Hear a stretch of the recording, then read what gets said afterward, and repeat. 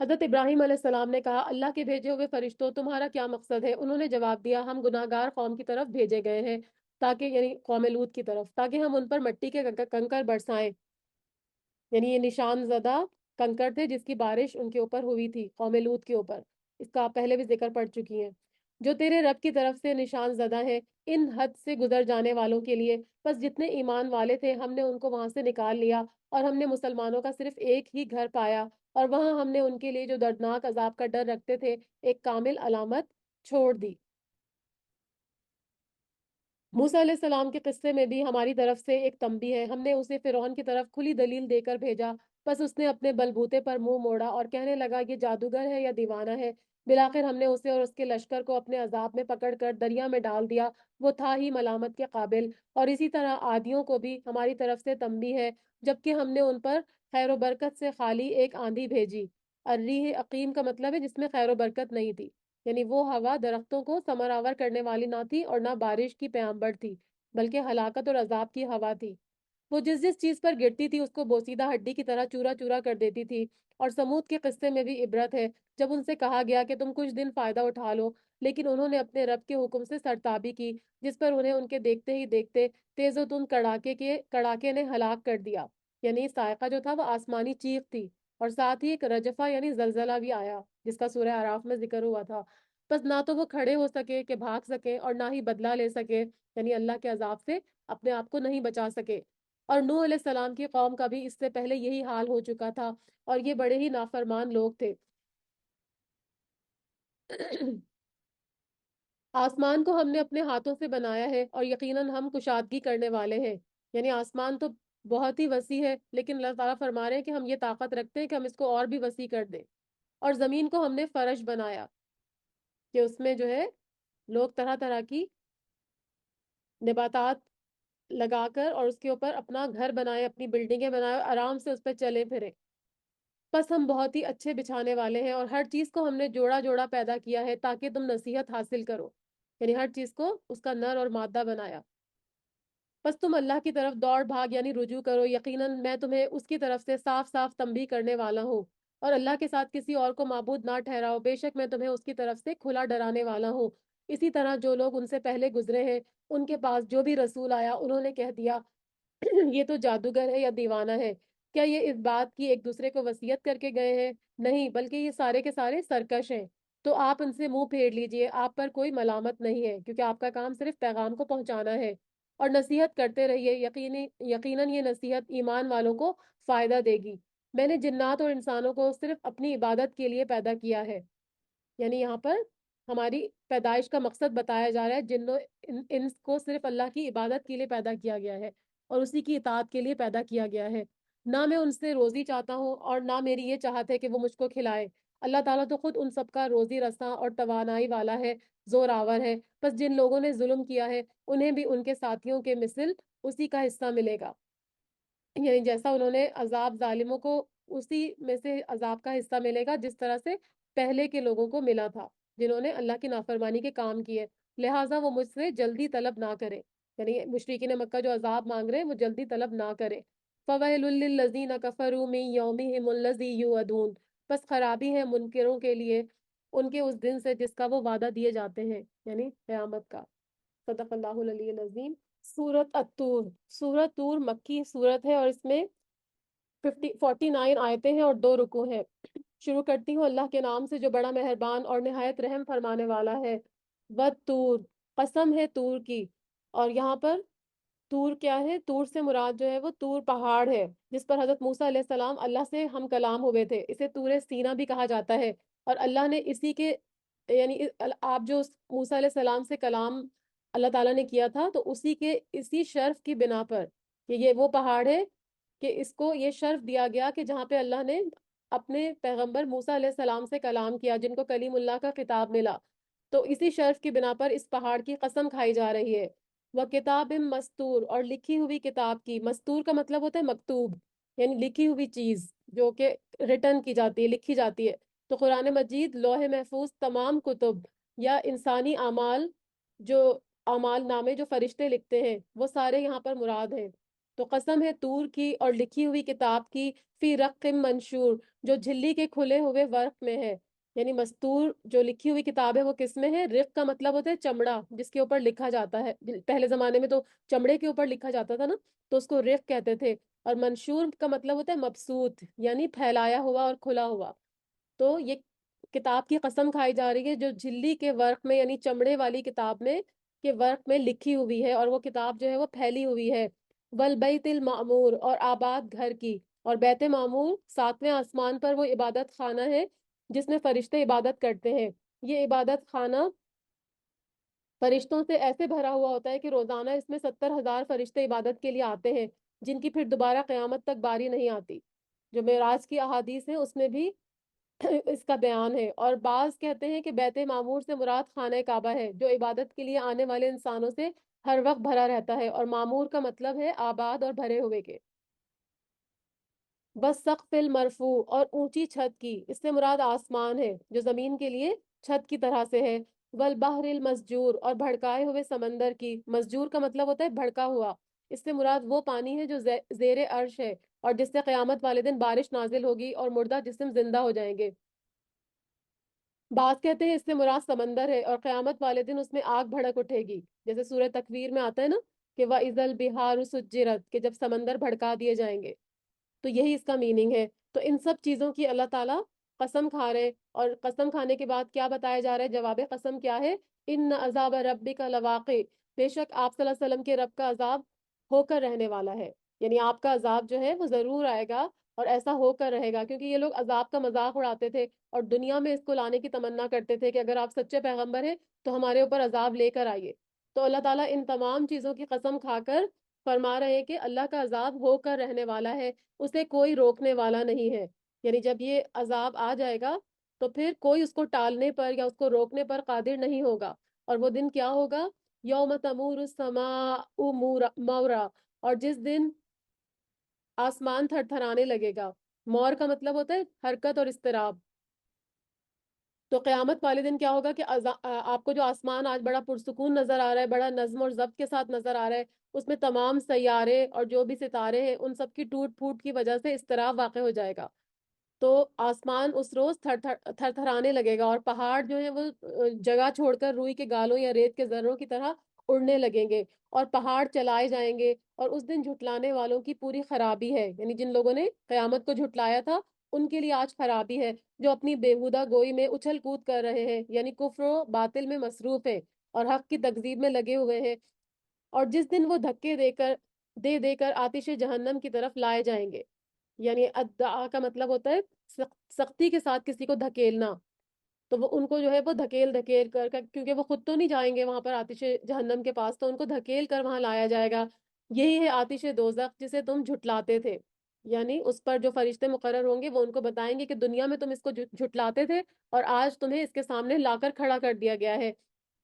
اب یہ بتاؤ کیا یہ جادو ہے یا تم دیکھتے ہی نہیں ہو؟ یعنی اب تم جس طرح پیغمبروں کو دنیا میں جادو کہا کرتے تھے، جادوگر کہا کرتے تھے، تو اب بتاؤ کیا تم کو آج یہ قیامت کے جو یہ منظر ہے اور جو جہنم کی آگ ہے، کیا تم کو آج یہ جادو نظر آ رہا ہے یا تمہیں نظر نہیں آ رہا؟ جس طرح تم دنیا میں حق نہیں دیکھ رہے تھے تو اسی طرح سے تمہیں یہ عذاب آج نظر نہیں آ رہا۔ جاؤ دوزخ میں، اب تمہارا صبر کرنا اور نہ کرنا تمہارے لیے یکساں ہے، تمہیں فقط تمہارے کیے کا بدلہ دیا جائے گا، یعنی کوئی ظلم نہیں کیا جائے گا۔ ان المتقین فی جنات و نعیم، یقیناً پرہیزگار لوگ جنتوں میں اور نعمتوں میں ہوں گے۔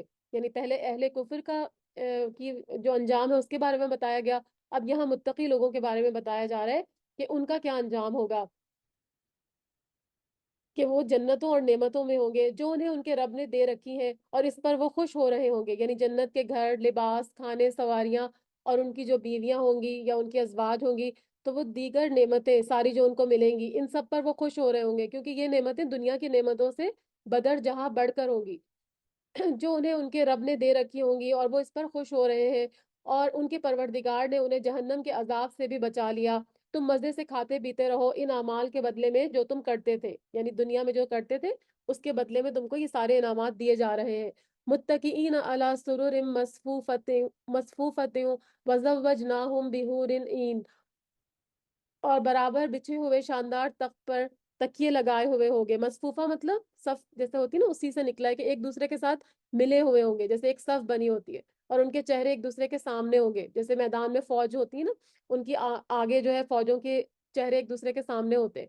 تو یہاں پر یہی بتایا جا رہا ہے کہ برابر بچھے ہوئے شاندار تخت پر تکیے لگائے ہوئے ہوں گے، اور ہم نے ان کے نکاح بڑی بڑی آنکھوں والی حوروں سے کر دیے. اور جو لوگ ایمان لائے اور ان کی اولاد نے بھی ایمان میں ان کی پیروی کی، ہم ان کی اولاد کو ان تک پہنچا دیں گے، اور ان کے عمل سے ہم کچھ بھی کم نہیں کریں گے.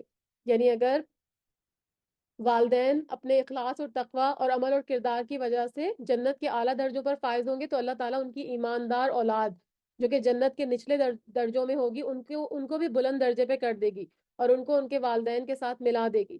یعنی یہ نہیں کیا جائے گا کہ والدین کو نیچے لے کر آیا جائے گا، بلکہ اولاد کے اوپر یہ احسان کیا جائے گا کہ ان کو اوپر اپنے والدین کے ساتھ ملایا جائے گا.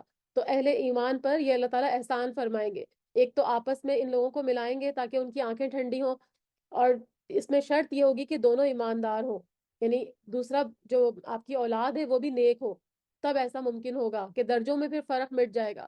اور دوسرا یہ کہ کم تر درجے والوں کو اٹھا کر اونچے درجوں پر فائز کر دیا جائے گا. اور اس کے بارے میں حدیث سے بھی اس کی تائید ہوتی ہے، جس میں آتا ہے کیونکہ جو اولاد ہوتی ہے نا، وہ آپ کے لیے مرنے کے بعد بھی دعا استغفار کرتی ہے، تو اس سے بھی والدین کا درجہ اوپر بڑھتا رہتا ہے. کیونکہ ایک شخص سے کہ درجے جب بلند کیے جاتے ہیں جنت میں، تو وہ اللہ تعالیٰ سے پوچھتا ہے کہ میرے درجے کیوں بلند کیے جا رہے ہیں، تو اللہ تعالیٰ فرماتا ہے کہ تیری اولاد جو دنیا میں موجود ہے وہ تیرے لیے دعائیں مغفرت کرتی ہے. تو حدیث سے اس کی ایک اور حدیث سے بھی تائید ہوتی ہے کہ جب انسان مر جاتا ہے تو اس کے عمل کا سلسلہ منقطع ہو جاتا ہے. البتہ 3 چیزوں کا ثواب موت کے بعد بھی جاری رہتا ہے: ایک صدقہ جاریہ، اور دوسرا وہ علم جس سے لوگ فیضیاب ہوتے ہیں، اور تیسری نیک اولاد جو اس کے لیے دنیا میں دعا کرتی ہے. تو اولاد بھی آپ کے لیے صدقہ جاریہ ہوتی ہے. آپ جو بھی اولاد آپ کے لیے نیک کام کرے گی، وہ والدین کو اس کا آٹومیٹک ثواب مل رہا ہوگا. تو یہاں پر اللہ تعالیٰ احسان کریں گے کہ جب اولاد بھی فوت ہو جائے گی، اور اگر وہ نچلے درجے پر ہے، اور اسی طرح وائس ورثہ، اگر اولاد زیادہ والدین سے نیک ہے، وہ اوپر کے درجے پہ ہے، تو پھر والدین کو اوپر پہنچا کے ان کو دونوں کا ایک درجہ برابر کر دیا جائے گا. تو یہ ایمان والوں کے اوپر اللہ تعالیٰ بہت بڑا احسان کریں گے. ہر شخص اپنے اپنے اعمال کا گروی ہوگا، یعنی جیسا اس کا عمل ہوگا وہی اس کو درجوں میں اوپر یا نیچے کرے گا.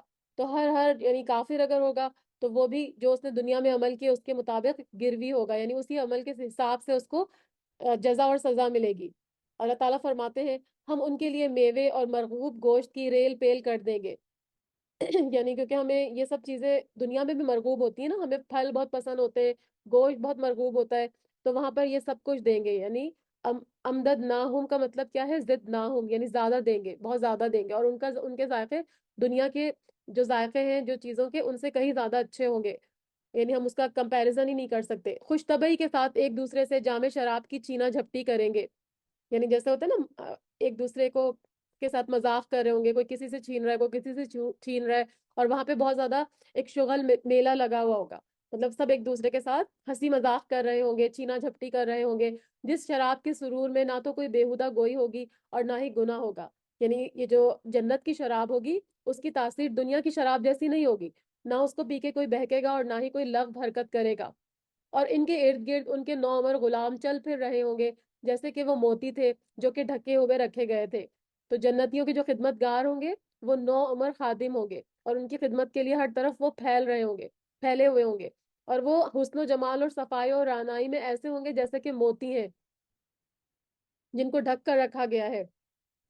وَأَقْبَلَ بَعْضُهُمْ عَلَى بَعْضٍ يَتَسَاءَلُونَ، اور آپس میں ایک دوسرے کی طرف متوجہ ہو کر سوال کریں گے، یعنی ایک دوسرے سے دنیا کے حالات کو پوچھیں گے کہ کیسے دنیا میں زندگی گزری اور کس طرح سے تم ایمان اور عمل کے تقاضے پورے کرتے رہے. یعنی جنتی آپس میں بات کریں گے. قَالُوا إِنَّا كُنَّا قَبْلَ فِي أَهْلِنَا مُشْفِقِينَ، وہ کہیں گے اس سے پہلے ہم اپنے گھر والوں کے درمیان بہت ڈرتے تھے، یعنی اللہ کے عذاب سے، اور اس سے بچنے کا اہتمام بھی کرتے تھے. کیونکہ جس چیز سے آپ کو ڈر ہوتا ہے آپ اس سے بچنے کا اہتمام بھی کرتے.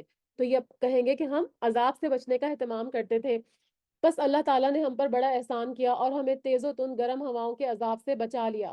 سموم کا مطلب ہوتا ہے لو، یعنی جھلس دینے والی گرم ہوا کو سموم کہتے ہیں، اور جہنم کے ناموں سے بھی ایک نام ہے.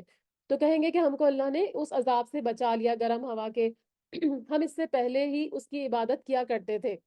یعنی صرف ایک اللہ کی عبادت کرتے تھے، کسی کو شریک نہیں ٹھہراتے تھے، بے شک وہ بہت محسن اور مہربان ہے، تو آپ سمجھاتے رہے، کیونکہ آپ اپنے رب کے فضل سے نہ تو کاہن ہیں اور نہ ہی دیوانے ہیں۔ تو آپ صلی اللہ علیہ وسلم کو تسلی دی جا رہی ہے کہ آپ اپنا واعظ اور تبلیغ اور نصیحت کا کام جاری رکھیے۔ اگر یہ آپ کو کاہن کہتے ہیں، جادوگر کہتے ہیں، مجنون کہتے ہیں، تو آپ ان کی باتوں کی پرواہ نہیں کیجیے اور ان کو اسی طرح بولنے دیجیے، کیونکہ یہ عنقریب اپنے انجام سے دوچار ہونے والے ہیں۔ ام یقولون شاعر نتربص به ریب المنون، اور کیا کافر یوں کہتے ہیں کہ یہ شاعر ہے، ہم اس پر زمانے کے حوادث یعنی موت کا انتظار کر رہے ہیں۔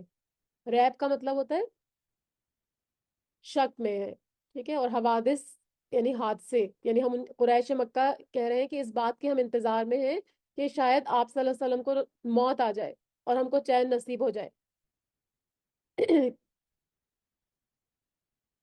کہہ دیجئے تم منتظر رہو، میں بھی تمہارے ساتھ انتظار کرنے والوں میں سے ہوں، یعنی دیکھو کس کو پہلے موت آتی ہے، کون ہلاکت کا پہلے حقدار ہوتا ہے۔ کیا ان کی عقلیں ان کو یہی سکھاتی ہیں؟ یہ کہ جو جھوٹ بولتے ہیں اللہ کے بارے میں، اللہ کے ساتھ شریک ٹھہراتے ہیں، تو کیا ان کی یہ اپنی عقل سے کام نہیں لیتے؟ ان کی عقلیں ان کو اتنی فضول باتیں سکھاتی ہیں، یا یہ لوگ ہی سرکش ہیں؟ یعنی ان کو عقل میں سمجھ تو آ رہی ہے، لیکن یہ صرف سرکش اور گمراہ ہیں، اسی وجہ سے یہ باتیں ان کو سمجھ نہیں آتی۔ کیا یہ کہتے ہیں کہ اس نبی نے قرآن کو خود گھڑ لیا ہے؟ واقعہ یہ ہے کہ وہ ایمان نہیں لاتے، یعنی ایسا نہیں ہے کہ انہوں نے خود گھڑ لیا ہے، ان کو معلوم ہے کہ وہ امی ہیں اور وہ خود سے لکھنا پڑھنا نہیں جانتے۔ تو یہ بھی بات جو وہ کر رہے ہیں صرف کفر میں کر رہے ہیں، ہٹ دھرمی میں کر رہے ہیں۔ اگر یہ سچے ہیں تو بھلا اس جیسی ایک ہی بات بھی تو لے آئیں، یعنی ایک آیت ہی بنا کر لے آئیں۔ کیا یہ بغیر کسی پیدا کرنے والے کے خود بخود پیدا ہو گئے ہیں، یا یہ خود پیدا کرنے والے ہیں؟ یعنی اگر ایسا ہے تو پھر کسی کو حق نہیں کہ ان کو کسی بات سے منع کرے، لیکن ایسا ہو ہی نہیں سکتا کہ کوئی شخص خود بخود پیدا ہو جائے، یقیناً ان کو پیدا کرنے والا کوئی خالق ہے، اور یہ خود تو خالق نہیں ہے بلکہ یہ تو مخلوق ہے۔ کیا انہوں نے ہی آسمان اور زمین کو پیدا کیا ہے؟ بلکہ یہ یقین نہ کرنے والے لوگ ہیں، یعنی اللہ کے وعدوں اور وعیدوں کے بارے میں یہ شک میں مبتلا ہیں، حالانکہ ان کو پتا ہے کہ آسمان اور زمین کا پیدا کرنے والا اللہ تعالیٰ ہے۔ یا کیا ان کے پاس تیرے رب کے خزانے ہیں، یا ان خزانوں کے یہ داروغہ ہیں، یعنی جس کو چاہے روزی دیں اور جس کو چاہے نہ دیں، یا جس کو چاہے نبوت سے نواز دے، ان کے پاس سارے خزانوں کا تسلط ہے؟ یا ان کے پاس کوئی سیڑھی ہے جس پر چڑھ کر سنتے ہیں؟ یعنی اگر ان کا یہ دعویٰ ہے کہ سیڑھی کے ذریعے سے یہ بھی جا کر ملائکہ کی باتیں اور جو وحی کی جاتی ہے وہ ہم سن سکتے ہیں، تو فرمایا کہ اگر ایسا ہے تو ان کا سننے والا کوئی روشن دلیل پیش کرے، کس بات کی؟ کہ یہ اللہ کے ساتھ شریک ٹھہراتے ہیں۔ کیا اللہ کی تو ساری لڑکیاں ہیں اور تمہارے ہاں لڑکے ہیں؟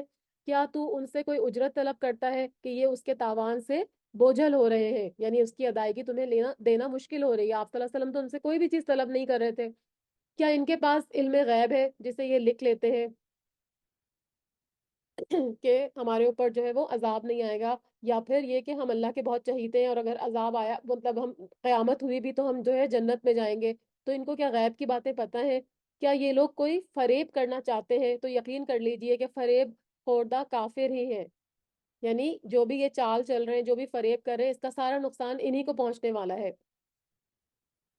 ام لہم الہ غیر اللہ سبحان اللہ اما یشرکون، کیا اللہ کے سوا ان کا کوئی معبود ہے؟ ہرگز نہیں، اللہ تعالیٰ ان کے شرک سے بالکل پاک ہے۔ اگر یہ لوگ آسمان کے کسی ٹکڑے کو گرتا ہوا بھی دیکھ لیں گے تب بھی کہہ دیں گے کہ یہ تہبط ہے، بادل ہے، یعنی اگر یہ جو جس طرح سے معجزے مانگتے تھے نا، تو اگر عذاب کا کوئی ان کے اوپر عذاب نہیں بلکہ وہ ان کے اوپر اگر آسمان گر جائے ٹکڑے ٹکڑے ہو کر اللہ کے حکم سے، تو اس وقت یہ کیا کریں گے؟ اس وقت بھی اس کو عذاب ماننے سے انکار کر دیں گے، بلکہ کہیں گے کہ بادل جو ہے وہ ایک کے اوپر ایک چڑھ رہے ہیں، تہ در تہ ہیں، تو ان کو چھوڑ دے یہاں تک کہ انہیں اس دن سے سابقہ پڑے جس دن میں یہ بے ہوش کر دیے جائیں گے، یعنی جب سور پھونک دیا جائے گا، اور جس دن انہیں ان کا مکر کوئی کام نہیں دے گا اور نہ ہی وہ مدد کیے جائیں گے۔ بے شک ظالموں کے لیے اس کے علاوہ اور بھی عذاب ہے، لیکن ان لوگوں میں سے اکثر بے علم ہیں، کیونکہ دنیا کے جو عذائب اور مصائب آتے ہیں وہ کیوں آتے ہیں انسان کے اوپر؟ تاکہ وہ اللہ کی طرف رجوع کرے، لیکن یہ نقطہ وہ سمجھتے نہیں ہیں، تو وہ عذاب یا کوئی مصیبت یا پریشانی دیکھ کر گناہوں سے توبہ نہیں کرتے، بلکہ اور زیادہ اس میں منہمک ہو جاتے ہیں۔ حدیث میں آتا ہے کہ منافق جب بیمار ہو کر صحت مند ہوتا ہے تو اس کی مثال اونٹ کی طرح ہوتی ہے، وہ نہیں جانتا کہ اس کو کیوں رسی سے باندھا گیا اور کیوں کھلا چھوڑ دیا گیا ہے، یعنی منافق کو یہ سمجھ ہی نہیں آتا کہ اگر اللہ نے اس کو بیماری سے دوچار کیا ہے تو یقیناً اس لیے کیا ہے کہ تم اللہ کی طرف رجوع کرو، لیکن جب وہ صحت مند ہو جاتا ہے تو وہ دوبارہ وہی گناہ کرنے لگتا ہے. تو یہاں پہ ان کی اس حالت کا علم بتایا جا رہا ہے کہ وہ اکثر ان میں سے بے علم ہے. فَاصْبِرْ لِحُكْمِ رَبِّكَ فَإِنَّكَ بِأَعْيُنِنَا وَسَبِّحْ بِحَمْدِ رَبِّكَ حِينَ تَقُومُ. تو اپنے رب کے حکم کے انتظار میں صبر سے کام لے، اور بے شک تو ہماری آنکھوں کے سامنے ہے صبح کو جب تو اٹھے، اور اپنے رب کی پاکی اور حمد بیان کر. تو یہاں پر آپ صلی اللہ علیہ وسلم جب کو کہا جا رہا ہے کہ جب آپ نماز کے لیے کھڑے ہوں تو جو ہم دعا نہیں پڑھتے سبحانک اللہم و بحمدک و تبارک اسمک و تعالی جدک ولا الہ غیرک، یا پھر نیند سے جب کھڑے ہوتے ہیں تب بھی اللہ کی ہم بیان کرتے ہیں اور دعا پڑھتے ہیں نیند سے اٹھنے کی. تو فرمایا کہ جب کسی مجلس سے کھڑے ہوں، بعض مفسرین فرماتے ہیں کہ جب بھی کسی مجلس سے کھڑے ہوں تو پھر مجلس سے کھڑے ہونے کی جو دعا آپ صلی اللہ علیہ وسلم نے بتائی ہے اگر وہ پڑھ لی جائے تو اس سے گناہوں کا کفارہ ہو جاتا ہے. یعنی سبحانک اللہم و بحمدک اشہد ان لا الہ الا انت استغفرک و اتوب الیک. یہ بھی سنن ترمذی کی حدیث ہے. تو یہاں پہ فرمایا جا رہا ہے کہ جب آپ صبح اٹھیں تو پھر رب کی پاکی اور ہم بیان کریں، اور رات کو بھی اس کی تسبیح پڑھ. یعنی اس سے مراد قیام اللیل ہے، یعنی نماز تہجد.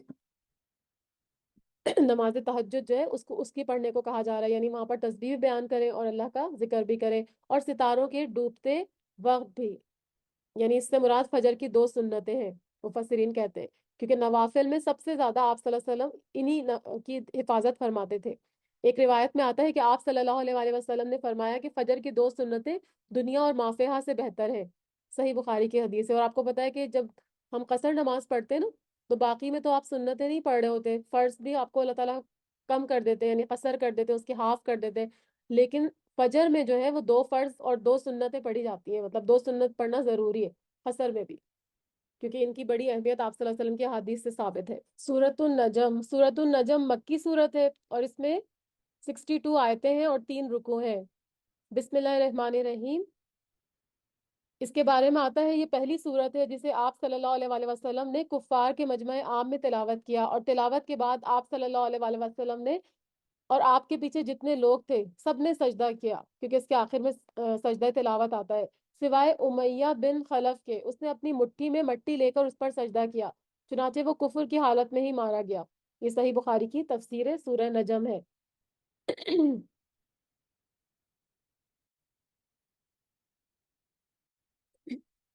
اللہ تعالیٰ فرما رہے ہیں اس میں ون نجم اذا ہوا، قسم ہے ستارے کی جبکہ وہ گرے. یعنی مفسرین اس ستارے سے سریا ستارہ اور بعض زہرا ستارہ مراد لیتے ہیں. یعنی ہوا اوپر سے نیچے گرنے کو کہتے ہیں، یعنی جب رات کے اختتام پر فجر کے وقت وہ گرتا ہے یا پھر شیاطین کو مارنے کے لیے گرتا ہے. اور بقول بعض مفسرین کے کہ قیامت والے دن تمام ستارے گر پڑیں گے اللہ کے حکم سے. ما ضل صاحبکم وما غوا. اور قسم کس بات کی کھائی جا رہی ہے کہ تمہارے ساتھی یعنی محمد صلی اللہ علیہ وآلہ وسلم نے نہ راہ گم کی ہے اور نہ ہی وہ ٹیڑھی راہ پر ہے. یہ جواب قسم ہے، اور ان کو تمہارا ساتھی کہہ کر آپ صلی اللہ علیہ وسلم کی صداقت کو واضح کیا گیا ہے، کیونکہ نبوت سے پہلے 40 سال تک آپ جو تھے وہ ان کے درمیان تھے، ان کے ساتھ تھے، اور ان کے سارے شب و روز کے معمولات ان کے سامنے تھے. ان کا اخلاق، ان کا کردار سب ان کا جانا پہچانا تھا اہل مکہ کا. تو اگر وہ 40 سال کے بعد نبوت کا دعویٰ کر رہے ہیں تو وہ کیسے جھوٹ ہو سکتا ہے؟ تو فرمایا کہ وہ نہ گمراہ ہوئے اور نہ ہی بہکے ہیں بلکہ وہ راہ حق پر ہے. وما ينطق عن الهوى، اور نہ وہ اپنی خواہش سے کوئی بات کہتے ہیں، یعنی جو وحی ان کے اوپر آتی ہے وہ اسی کو پیش کرتے ہیں. ان هو الا وحی یوحا، اور وہ تو صرف وہی ہے جو اتاری جاتی ہے. یعنی وہ کیسے بہک سکتے ہیں کیونکہ وہ وحی الہی کے بغیر تو لب کشائی نہیں کرتے. یعنی مذاق اور خوش طبعی کے موقعوں پر بھی آپ صلی اللہ علیہ وسلم کی زبان مبارک سے حق کے سوا کچھ نہیں نکلتا تھا. اور آپ صلی اللہ علیہ وسلم جب غضبناک ہوتے تھے تو ان کو اپنے جذبات پر اتنا کنٹرول تھا کہ کوئی بھی خلاف واقع بات نہیں نکلتی تھی. صرف جو اللہ تعالیٰ نے ان کو کہنے کا حکم دیا تھا یا وحی کے ذریعے جو ان کو بتایا گیا تھا وہی وہ لوگوں کے سامنے نکالتے تھے. علمہ شدید القوا، اسے پوری طاقت والے فرشتے نے سکھایا. ذو مرۃ فاستوی، جو زوراور ہے پھر وہ سیدھا کھڑا ہو گیا. یعنی اس سے مراد کون سے فرشتے؟ جبرائیل علیہ السلام، جو قوی اعضاء کے مالک تھے اور نہایت زور آور تھے. پیغمبر پہ وحی لانے اور ان کو سکھانے والے یہی فرشتے تھے. وہ ہوا بالافق افق الاعلی، اور وہ بلند آسمانوں کے کناروں پر تھا. یعنی جب جبرائیل علیہ السلام جب وحی سکھانے کے بعد آسمانوں کے کناروں پر جا کھڑے ہوئے. ثم دنا فتدلی، پھر وہ نزدیک ہوئے اور اتر آئے، یعنی زمین پر اترے اور آہستہ آہستہ آپ صلی اللہ علیہ وآلہ وسلم کے قریب ہو گئے. فَكَانَ قَابَ قَوْسَيْنِ أَوْ أَدْنَىٰ، بس وہ دو کمانوں کے بقدر فاصلہ رہ گیا، بلکہ اس سے بھی کم. یعنی ان کی جو باہمی قربت تھی، اتنے وہ قریب آ کے آپ صلی اللہ علیہ وسلم کو وحی کا علم یا قرآن کا علم دیتے تھے. تو یہاں سے پتہ کیا چل رہا ہے کہ اسی قربت کی وجہ سے نبی اکرم صلی اللہ علیہ وسلم نے جبرائیل علیہ السلام کو ان کی اصل شکل میں دیکھا تھا. اور دوسری مرتبہ، پہلی مرتبہ تو جب وحی آئی جب، اور دوسری مرتبہ جب انہوں نے معراج کی رات دیکھا تھا. تو یہ آپ صلی اللہ علیہ وسلم کی ان سے قربت کا اظہار بتایا جا رہا ہے کہ وہ کتنے قریب آ کر آپ کو جو ہے وہ اللہ کا علم سکھاتے تھے، قرآن کا علم سکھاتے تھے. یعنی دو کمانوں یا اس سے بھی کم فاصلہ جو تھا وہ اتنے قریب ان کے ہو جاتے تھے. بس اس نے اللہ کے بندے کو وہی پہنچائی، یعنی جبرائیل علیہ السلام نے اللہ کے بندے محمد صلی اللہ علیہ وآلہ وسلم کو جو وہی کا پیغام لے کر آئے اللہ کے حکم سے ان کو پہنچایا. جو بھی پہنچائی، دل نے جھوٹ نہیں کہا جسے پیغمبر نے دیکھا. یعنی آپ صلی اللہ علیہ وسلم نے جبرائیل علیہ السلام کو اصلی شکل میں دیکھا تھا، اور ان کے 600 پر ہیں، ایک پر مشرق اور مغرب کے درمیان فاصلے جتنا تھا. تو اس کو آپ صلی اللہ علیہ وسلم کے دل نے جھٹلایا نہیں، بلکہ اللہ کی اس عظیم قدرت کو آپ نے تسلیم کر لیا.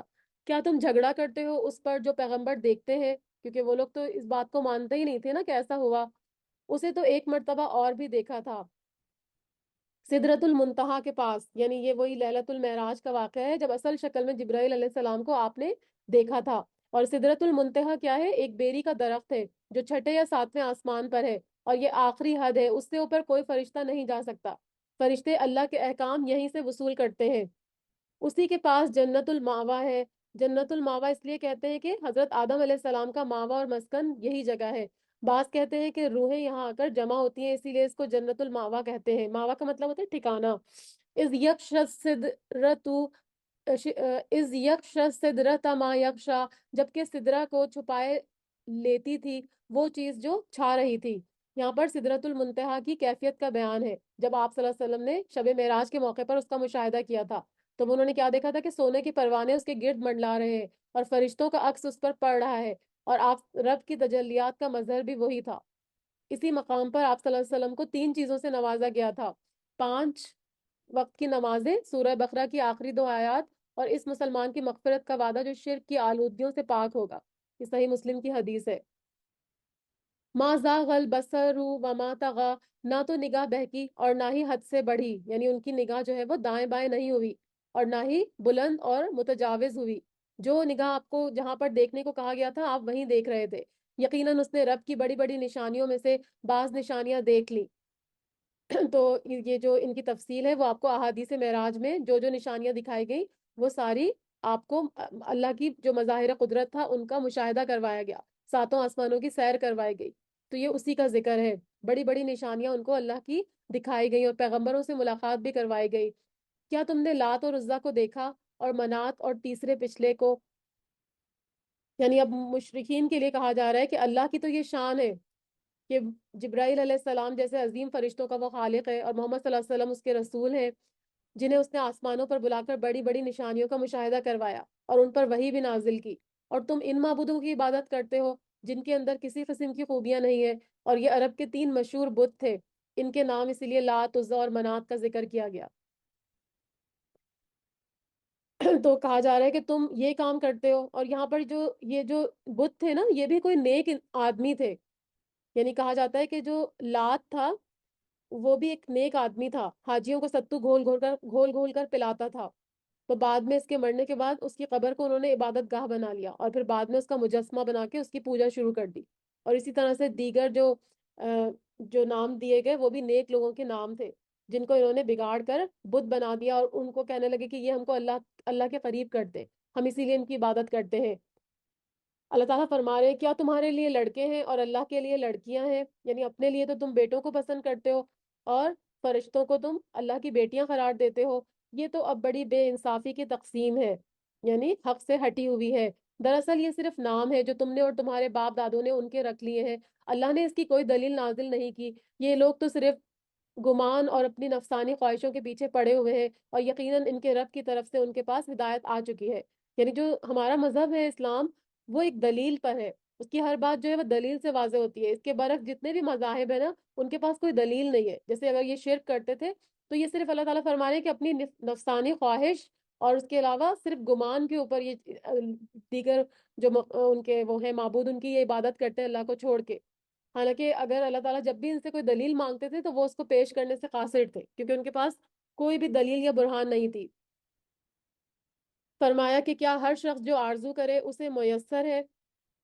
یعنی وہ اگر چاہتے ہیں کہ معبود ان کو فائدہ پہنچائیں گے اور ان کی سفارش کریں گے تو ایسا ممکن ہے؟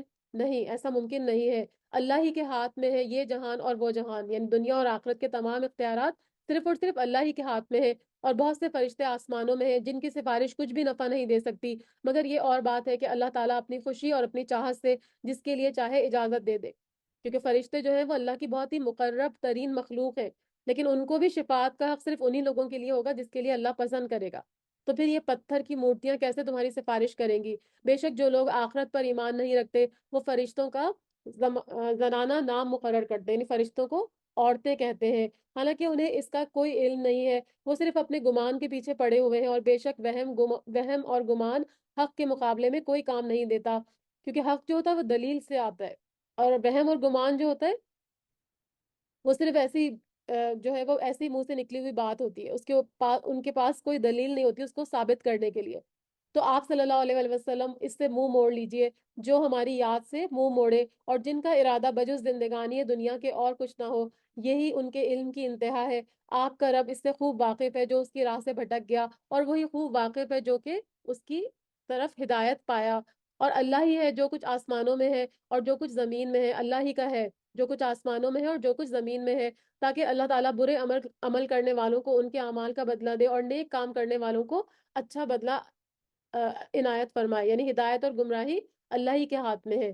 وہ جس کو چاہتا ہے ہدایت سے نوازتا ہے، جس کو چاہے گمراہی کے گڑھے میں ڈال دیتا ہے، لیکن ہدایت صرف اسی کو ملتی ہے جو اس کے لیے کوشش کرتا ہے. ان لوگوں کے جو بڑے گناہوں سے بچتے ہیں اور بے حیائی سے بھی، سوائے کسی چھوٹے گناہ کے، بے شک تیرا رب بہت کشادہ اور مغفرت والا ہے. وہ تمہیں بخوبی جانتا ہے جبکہ اس نے تمہیں زمین سے پیدا کیا اور جبکہ تم اپنی ماں کے پیٹ میں بچے تھے. تو کبائر کا مطلب ہے کبیرہ گناہ، یعنی کبیرہ ہر وہ گناہ کبیرہ ہے جس پر جہنم کی وعید ہے. اور اہل علم یہ بھی کہتے ہیں کہ چھوٹے گناہ پر جب ہم اصرار کرتے ہیں تو وہ بھی اس کو کبیرہ گناہ بنا دیتا ہے. اور اسی طرح فاحشہ یعنی بے حیائی کے جو کام ہے اور برے کام ہیں، یہ سارے بھی کبیرہ گناہ بن جاتے ہیں. تو یہاں پر فرمایا جا رہا ہے کہ جو بڑے گناہوں سے بچتے ہیں اور بے حیائی سے بھی، تو پھر کیا ہوتا ہے کہ چھوٹے گناہ اللہ تعالیٰ ان کے ویسے ہی معاف کر دیتے ہیں. تو فرمایا کہ وہ تمہیں جانتا ہے جبکہ تمہیں اس نے زمین سے پیدا کیا اور تمہاری ماؤں کے پیٹ میں جب تم بچے تھے. جنین جنین کا ورڈ یوز ہوا ہے، جو پیٹ میں جو بچہ ہوتا ہے اس کو کہا جاتا ہے کیونکہ وہ لوگوں کی نظر سے چھپا ہوا ہوتا ہے. اور جن کا بھی روٹ ورڈ یہی ہے کیونکہ جن بھی ہم کو نظر نہیں آتے. بس تم اپنی پاکیزگی آپ بیان نہ کرو. یعنی جب تمہیں کوئی چیز اللہ سے مخفی نہیں ہے تمہاری، جب تم اپنی ماں کے پیٹ میں تھے تب بھی تمہیں کوئی دیکھنے پر قادر نہیں تھا، تو پھر تم اپنی پاکیزگی اپنے منہ سے بیان نہ کرو، یعنی اپنے منہ میاں مٹھو نہ بنو. وہی پرہیزگاروں کو خوب جانتا ہے کہ آپ صلی اللہ علیہ وسلم نے اسے دیکھا جس نے منہ موڑ لیا اور بہت کم دیا اور ہاتھ روک لیا. یعنی یہاں پر ایک کنجوس کی مثال دی جا رہی ہے کہ تھوڑا سا دے کر اللہ کی راہ میں ہاتھ روک لیا، حالانکہ اس کو دیا اللہ ہی نے ہے. کیا اسے علم غیب ہے کہ وہ سب کچھ دیکھ رہا ہے؟ یعنی وہ یہ سمجھ رہا ہے کہ اگر میں اللہ کی راہ میں مال کو خرچ کروں گا تو کیا وہ ختم ہو جائے گا، کم ہو جائے گا؟ کیا اسے اس چیز کی خبر نہیں دی گئی جو موسیٰ علیہ السلام کے اور وفادار ابراہیم علیہ السلام کے صحیفوں میں تھا کہ کوئی شخص کسی دوسرے کا بوجھ نہیں اٹھائے گا، اور یہ کہ ہر انسان کے لیے صرف وہی ہے جس کی کوشش اس نے خود کی ہے. یعنی کوئی بوجھ اٹھانے والا دوسرے کا بوجھ نہیں اٹھائے گا. اور اس کے علاوہ آخرت میں بھی اس کو اجر صرف انہی چیزوں کا ملے گا جو اس کی اپنی محنت ہوگی، جو اس نے دنیا میں کیے ہوں گے.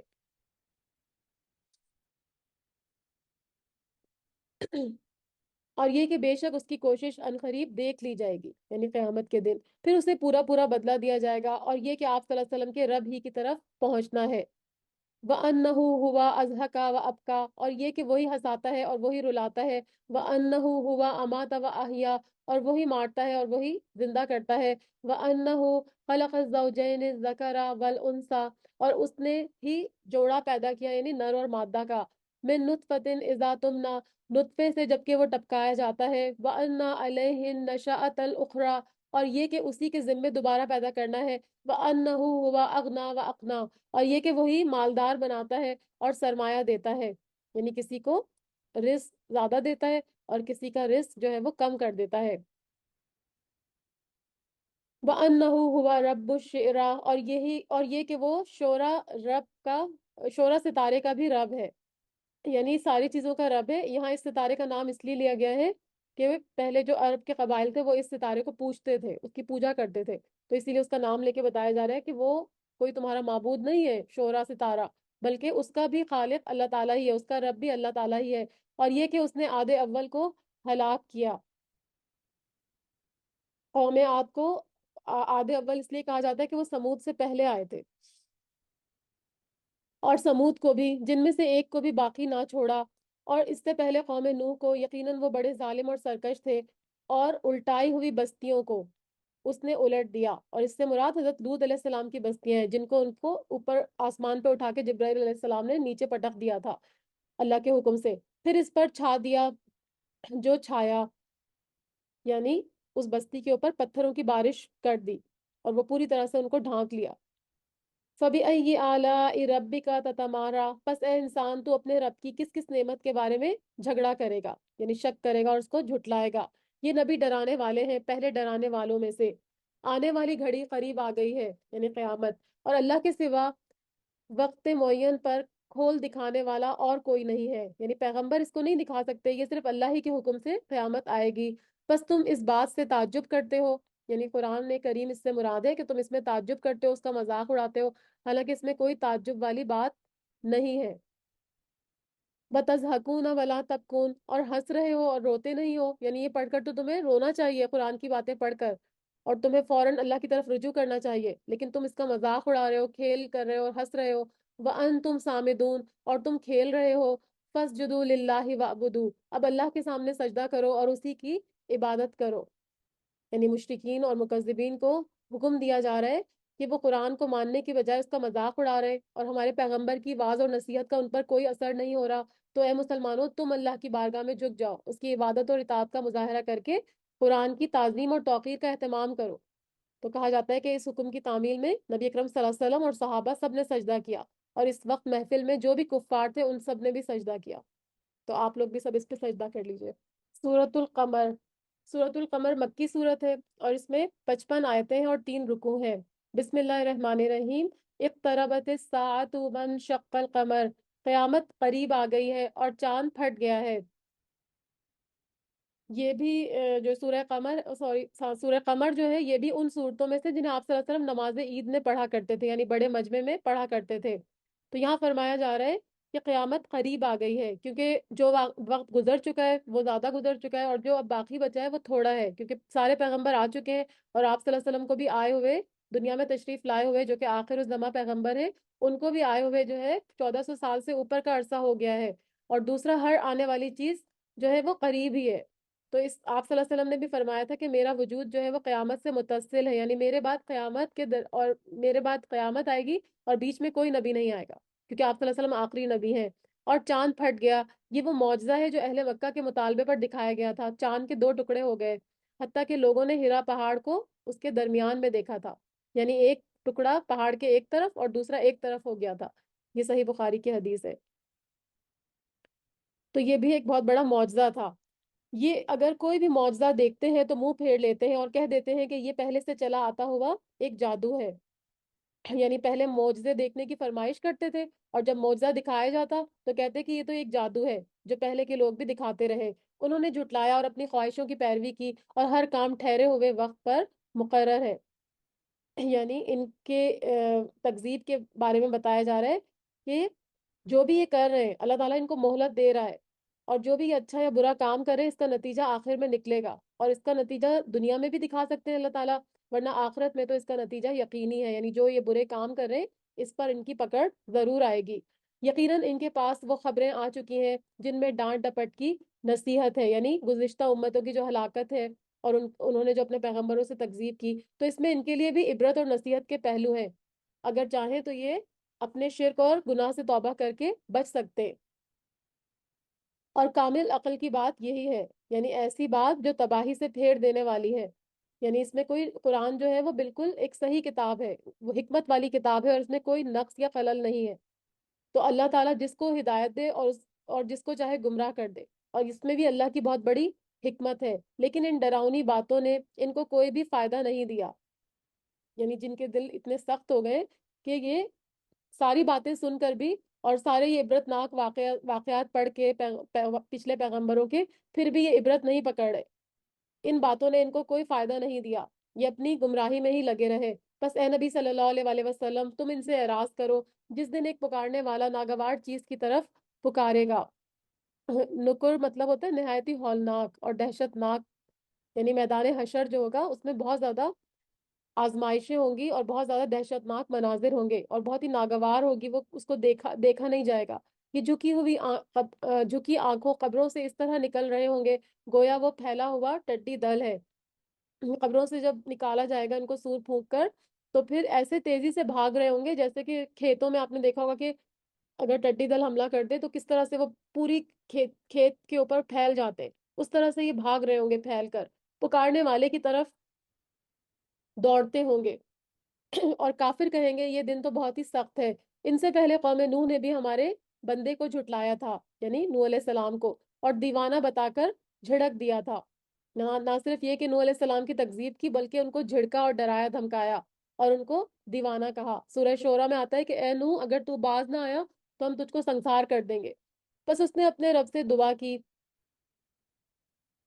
کہ میں بے بس ہوں، تو میری مدد کر۔ بس ہم نے آسمان کے دروازوں کو زور سے بارش کی شکل میں کھول دیا، یعنی آسمان اور زمین، زمین سے بھی پانی ابلا اور آسمان سے بھی پانی برسا، اور پھر پورا ایک طوفان وہاں پر برپا ہو گیا اللہ کے حکم سے، اور زمین سے چشموں کو جاری کر دیا۔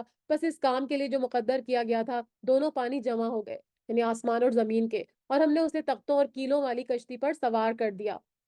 دسور جو ہے وہ دسار کی جمع ہے، اس سے یعنی کشتیوں کے تختے جب ملا کر باندھے جاتے تھے، یا وہ کیلے اور میخیں جن سے کشتی کو جوڑا گیا تھا، اور جو ہماری آنکھوں کے سامنے چل رہی تھی، بدلہ اس کی طرف سے جس کا کفر کیا گیا تھا۔ اور بے شک ہم نے اس واقعے کو نشانی بنا کر باقی رکھا، بس کوئی ہے نصیحت پکڑنے والا، یعنی اس واقعے سے کوئی ہے عبرت پکڑنے والا اور نصیحت پکڑنے والا۔ فَكَيْفَ كَانَ عَذَابِي وَنُذُرِ، اور بتاؤ میرا عذاب اور میرے ڈرانے والی باتیں کیسی رہیں۔ وَلَقَدْ يَسَّرْنَا الْقُرْآنَ لِلذِّكْرِ فَهَلْ مِن مُدَّكِرٍ، اور بے شک ہم نے قرآن کو سمجھنے کے لیے آسان کر دیا ہے، بس کیا کوئی ہے نصیحت پکڑنے والا؟ یعنی اس کے مطالب اور جو معنی ہیں، اور ان سے عبرت اور نصیحت حاصل کرنا اور اس کو زبانی یاد کرنا، یہ سب اللہ نے آسان کر دیا ہے۔ تو کوئی ہے جو اس کے واقعات سے عبرت پکڑے اور نصیحت جو ہے وہ اس کی قبول کرے، اور اپنے دل سے اس پر غور کرے، تو پھر کیا ہوگا کہ دنیا اور آخرت کی سعادت کے دروازے اس کے لیے کھل جائیں گے۔ قوم عاد نے بھی جھٹلایا، بس کیسا ہوا میرا عذاب اور میری ڈرانے والی باتیں۔ ہم نے ان پر تیز و تند مسلسل چلنے والی ہوا ایک پہ ہم منحوس دن میں بھیج دی تھی۔ کہتے ہیں کہ یہ کوئی ایک شام تھی ایسی کہ جب اس میں تیز اور تند ہوائیں چلیں، اور پھر مسلسل 7 راتیں اور 8 دن تک چلتی رہیں، اور یہ ہوا گھروں اور قلعوں میں بند انسانوں کو بھی وہاں سے اٹھاتی اور زور سے ان کو زمین پر پٹکتی کہ ان کے سر ان کے دھڑوں سے الگ ہو جاتے۔ تو یہ دن ان کے لیے عذاب کے اعتبار سے منحوس ثابت ہوا۔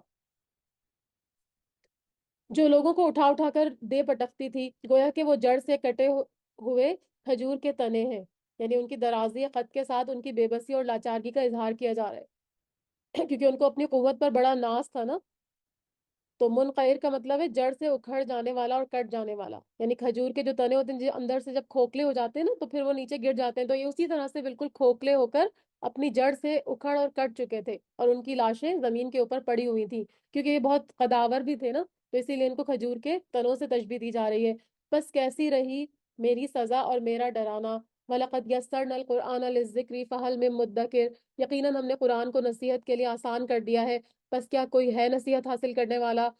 قوم سمود نے ڈرنے والوں کو جھٹلایا، ڈرانے والوں کو، اور کہنے لگے کیا ہم ہی میں سے ایک شخص کی ہم فرما برداری کریں، تب تو ہم یقیناً غلطی اور دیوانگی میں پڑے ہوں گے۔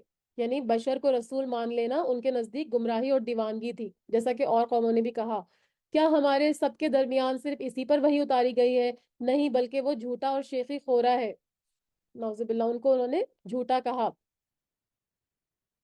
اب سب جان لیں گے کہ کل کو کون جھوٹا اور شیخی خورا تھا، یعنی جو پیغمبر کے اوپر الزام تراشی کر رہے ہیں، تو ان کو پتا چل جائے گا کہ حضرت صالح علیہ السلام جن کو اللہ نے وحی اور رسالت سے نوازا تھا، وہ جو ہے وہ جھوٹے ہیں یا یہ قوم جھوٹی ہے۔ بے شک ہم ان کی آزمائش کے لیے ایک اونٹنی بھیجیں گے، کیونکہ انہوں نے اس کا مطالبہ کیا تھا، اور پہاڑ کی چٹان سے ایک اونٹنی آئی تھی جس کو ناقۃ اللہ کہا گیا۔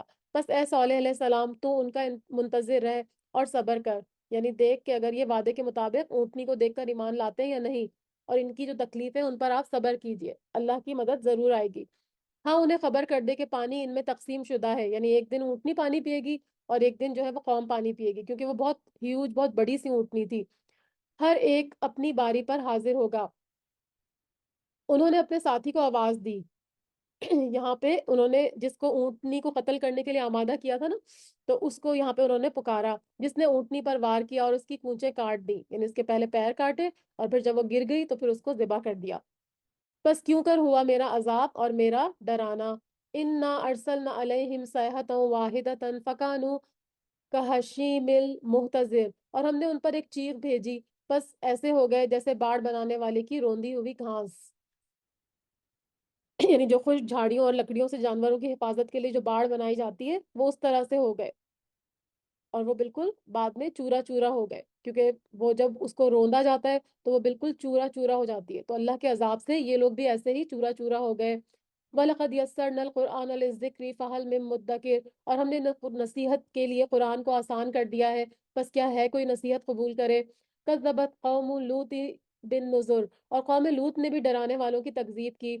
بے شک ہم نے ان پر پتھر برسانے والی ہوا بھیجی، یعنی ایسی ہوا بھیجی جو ان کو کنکریاں مارتی تھی، اور پھر ان کی بستیوں کو ان پر الٹا کر دیا، یعنی اوپر والا حصہ اوپر اور نیچے والا، اوپر والا نیچے ہو گیا، نیچے والا اوپر ہو گیا، اور اس کے بعد ان پر پتھروں کی بارش بھی ہوئی، یعنی یہ ان کے اوپر عذاب مختلف طرح کے بھیجے گئے۔ سوائے لوط علیہ السلام کے گھر والوں کے، انہیں ہم نے سحر کے وقت یعنی صبح کے وقت نجات دے دی۔ اس سے مراد لوط علیہ السلام، ان کی بیٹیاں اور ان پر ایمان والے لوگ مراد ہیں، اور ان کی بیوی جو تھی وہ مومنہ نہیں تھی۔ اپنے احسان سے ہر ہر شکر گزار کو ہم اسی طرح بدلہ دیتے ہیں۔ یقیناً لوط علیہ السلام نے انہیں ہماری پکڑ سے ڈرایا تھا، لیکن انہوں نے ڈرانے والوں کے بارے میں شک اور شبہ اور جھگڑا کیا، اور ان لوط علیہ السلام کو ان کے مہمانوں کے بارے میں پھسلایا، جو دو فرشتے بھیجے گئے تھے جو ان پر عذاب دینے آئے تھے، تو وہ جو نوجوانوں کی شکل میں آئے تھے، تو ان کی قوم جو تھی وہ ان کی طرف برے ارادے سے بھاگ کر آئی، بس ہم نے ان کی آنکھیں اندھی کر دی۔ کہا جاتا ہے کہ یہ فرشتے جو تھے جبرائیل اور میکائیل تھے، تو جب انہوں نے ان کے ساتھ برا سلوک کرنا چاہا تو جبرائیل علیہ السلام نے اپنے پر کا حصہ مارا، جس سے ان کی آنکھیں باہر نکل آئیں اور آنکھوں کی بصارت زائل ہو گئی، تو فرمایا کہ ہم نے ان کی آنکھیں اندھی کر دیں اور کہہ دیا میرا عذاب اور میرا ڈرانا چکھو، اور یقینی بات ہے کہ انہیں صبح سویرے ہی ایک جگہ پکڑنے والے مقررہ عذاب نے ان کو غارت کر دیا۔ فذوقوا عذابی ونذر، پس میرے عذاب اور میرے ڈراوے کا مزہ چکھو۔ وَلَقَدْ يَسَّرْنَا الْقُرْآنَ لِلذِّكْرِ فَهَلْ مِن مُدَّكِرٍ، اور یقیناً ہم نے قرآن کو پند و نصیحت کے لیے آسان کر دیا ہے، تو کیا کوئی ہے نصیحت پکڑنے والا۔ اور فرعونیوں کے پاس بھی ڈرانے والے آئے، یعنی موسیٰ علیہ السلام اور ہارون علیہ السلام، انہوں نے ہماری تمام نشانیاں جھٹلا دی، جو معجزے ان کو دیے گئے اس کا انہوں نے انکار کر دیا، بس ہم نے انہیں بڑے غالب قوی پکڑنے والے کی طرح پکڑ لیا، یعنی ان کو ہلاک کر دیا، کیونکہ اللہ تعالیٰ انتقام لینے پر پوری طرح سے قادر ہے۔ اب یہاں مکے والوں کو کہا جا رہا ہے، اے مکے والوں، کیا تمہارے کافر ان کافروں سے کچھ بہتر ہیں؟ یعنی یہ جو جتنی قوموں کا ذکر ہوا، تو کیا یہ گزشتہ قوموں سے تم لوگ بہتر ہو، جن کو کہ پچھلی قوموں کو جو کفر کی وجہ سے ہلاک کیا گیا تھا، تو کیا تم ان سے بہتر ہو؟ یا تم عذاب کی بجائے اپنی نافرمانی کے جرم میں ثواب کی امید رکھتے ہو یا سلامتی کی امید رکھتے ہو؟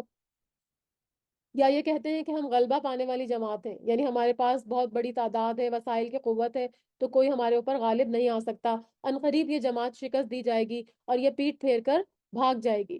اور پھر یہی ہوا کہ بدر میں ان کو شکست ہوئی، اور اس کے بعد اللہ تعالیٰ نے مسلمانوں کی مدد کی، اور اس میں آتا ہے کہ جب بدر کے موقع پر آپ صلی اللہ علیہ وسلم الہا اور زاری سے اپنے خیمے میں مصروف دعا تھے، تو حضرت ابو بکر نے فرمایا کہ بس کیجیے اللہ کے رسول صلی اللہ علیہ وسلم، آپ نے رب کے سامنے بہت زیادہ الہا اور زاری کر لی، چنانچہ آپ صلی اللہ علیہ وسلم خیمے سے باہر تشریف لائے تو آپ کی زبان پر یہی آیت تھی، یہ جو آیت ہے نا کہ ام یقولون نحن جمیع منتصر، اور عنقریب یہ جماعت شکست دے دی جائے گی، سیہزم الجمع ویولون الدبر، بلکہ قیامت کی گھڑی ان کے وعدے کے وقت ہے، اور قیامت بڑی ہی سخت اور کڑوی چیز ہے، بے شک گناہ گار گمراہی میں اور عذاب میں ہیں، اور جس دن وہ اپنے منہ کے بل آگ میں گھسیٹے جائیں گے ان سے کہا جائے گا دوزخ کی آگ لگنے کے مزے چکھو، بے شک ہم نے ہر چیز کو ایک مقرر اندازے سے پیدا کیا ہے، یعنی اللہ تعالیٰ نے مخلوقات کو جب پیدا کیا تھا تو ان کو سب کا علم تھا، اس نے سب کی تقدیریں لکھ دی تھی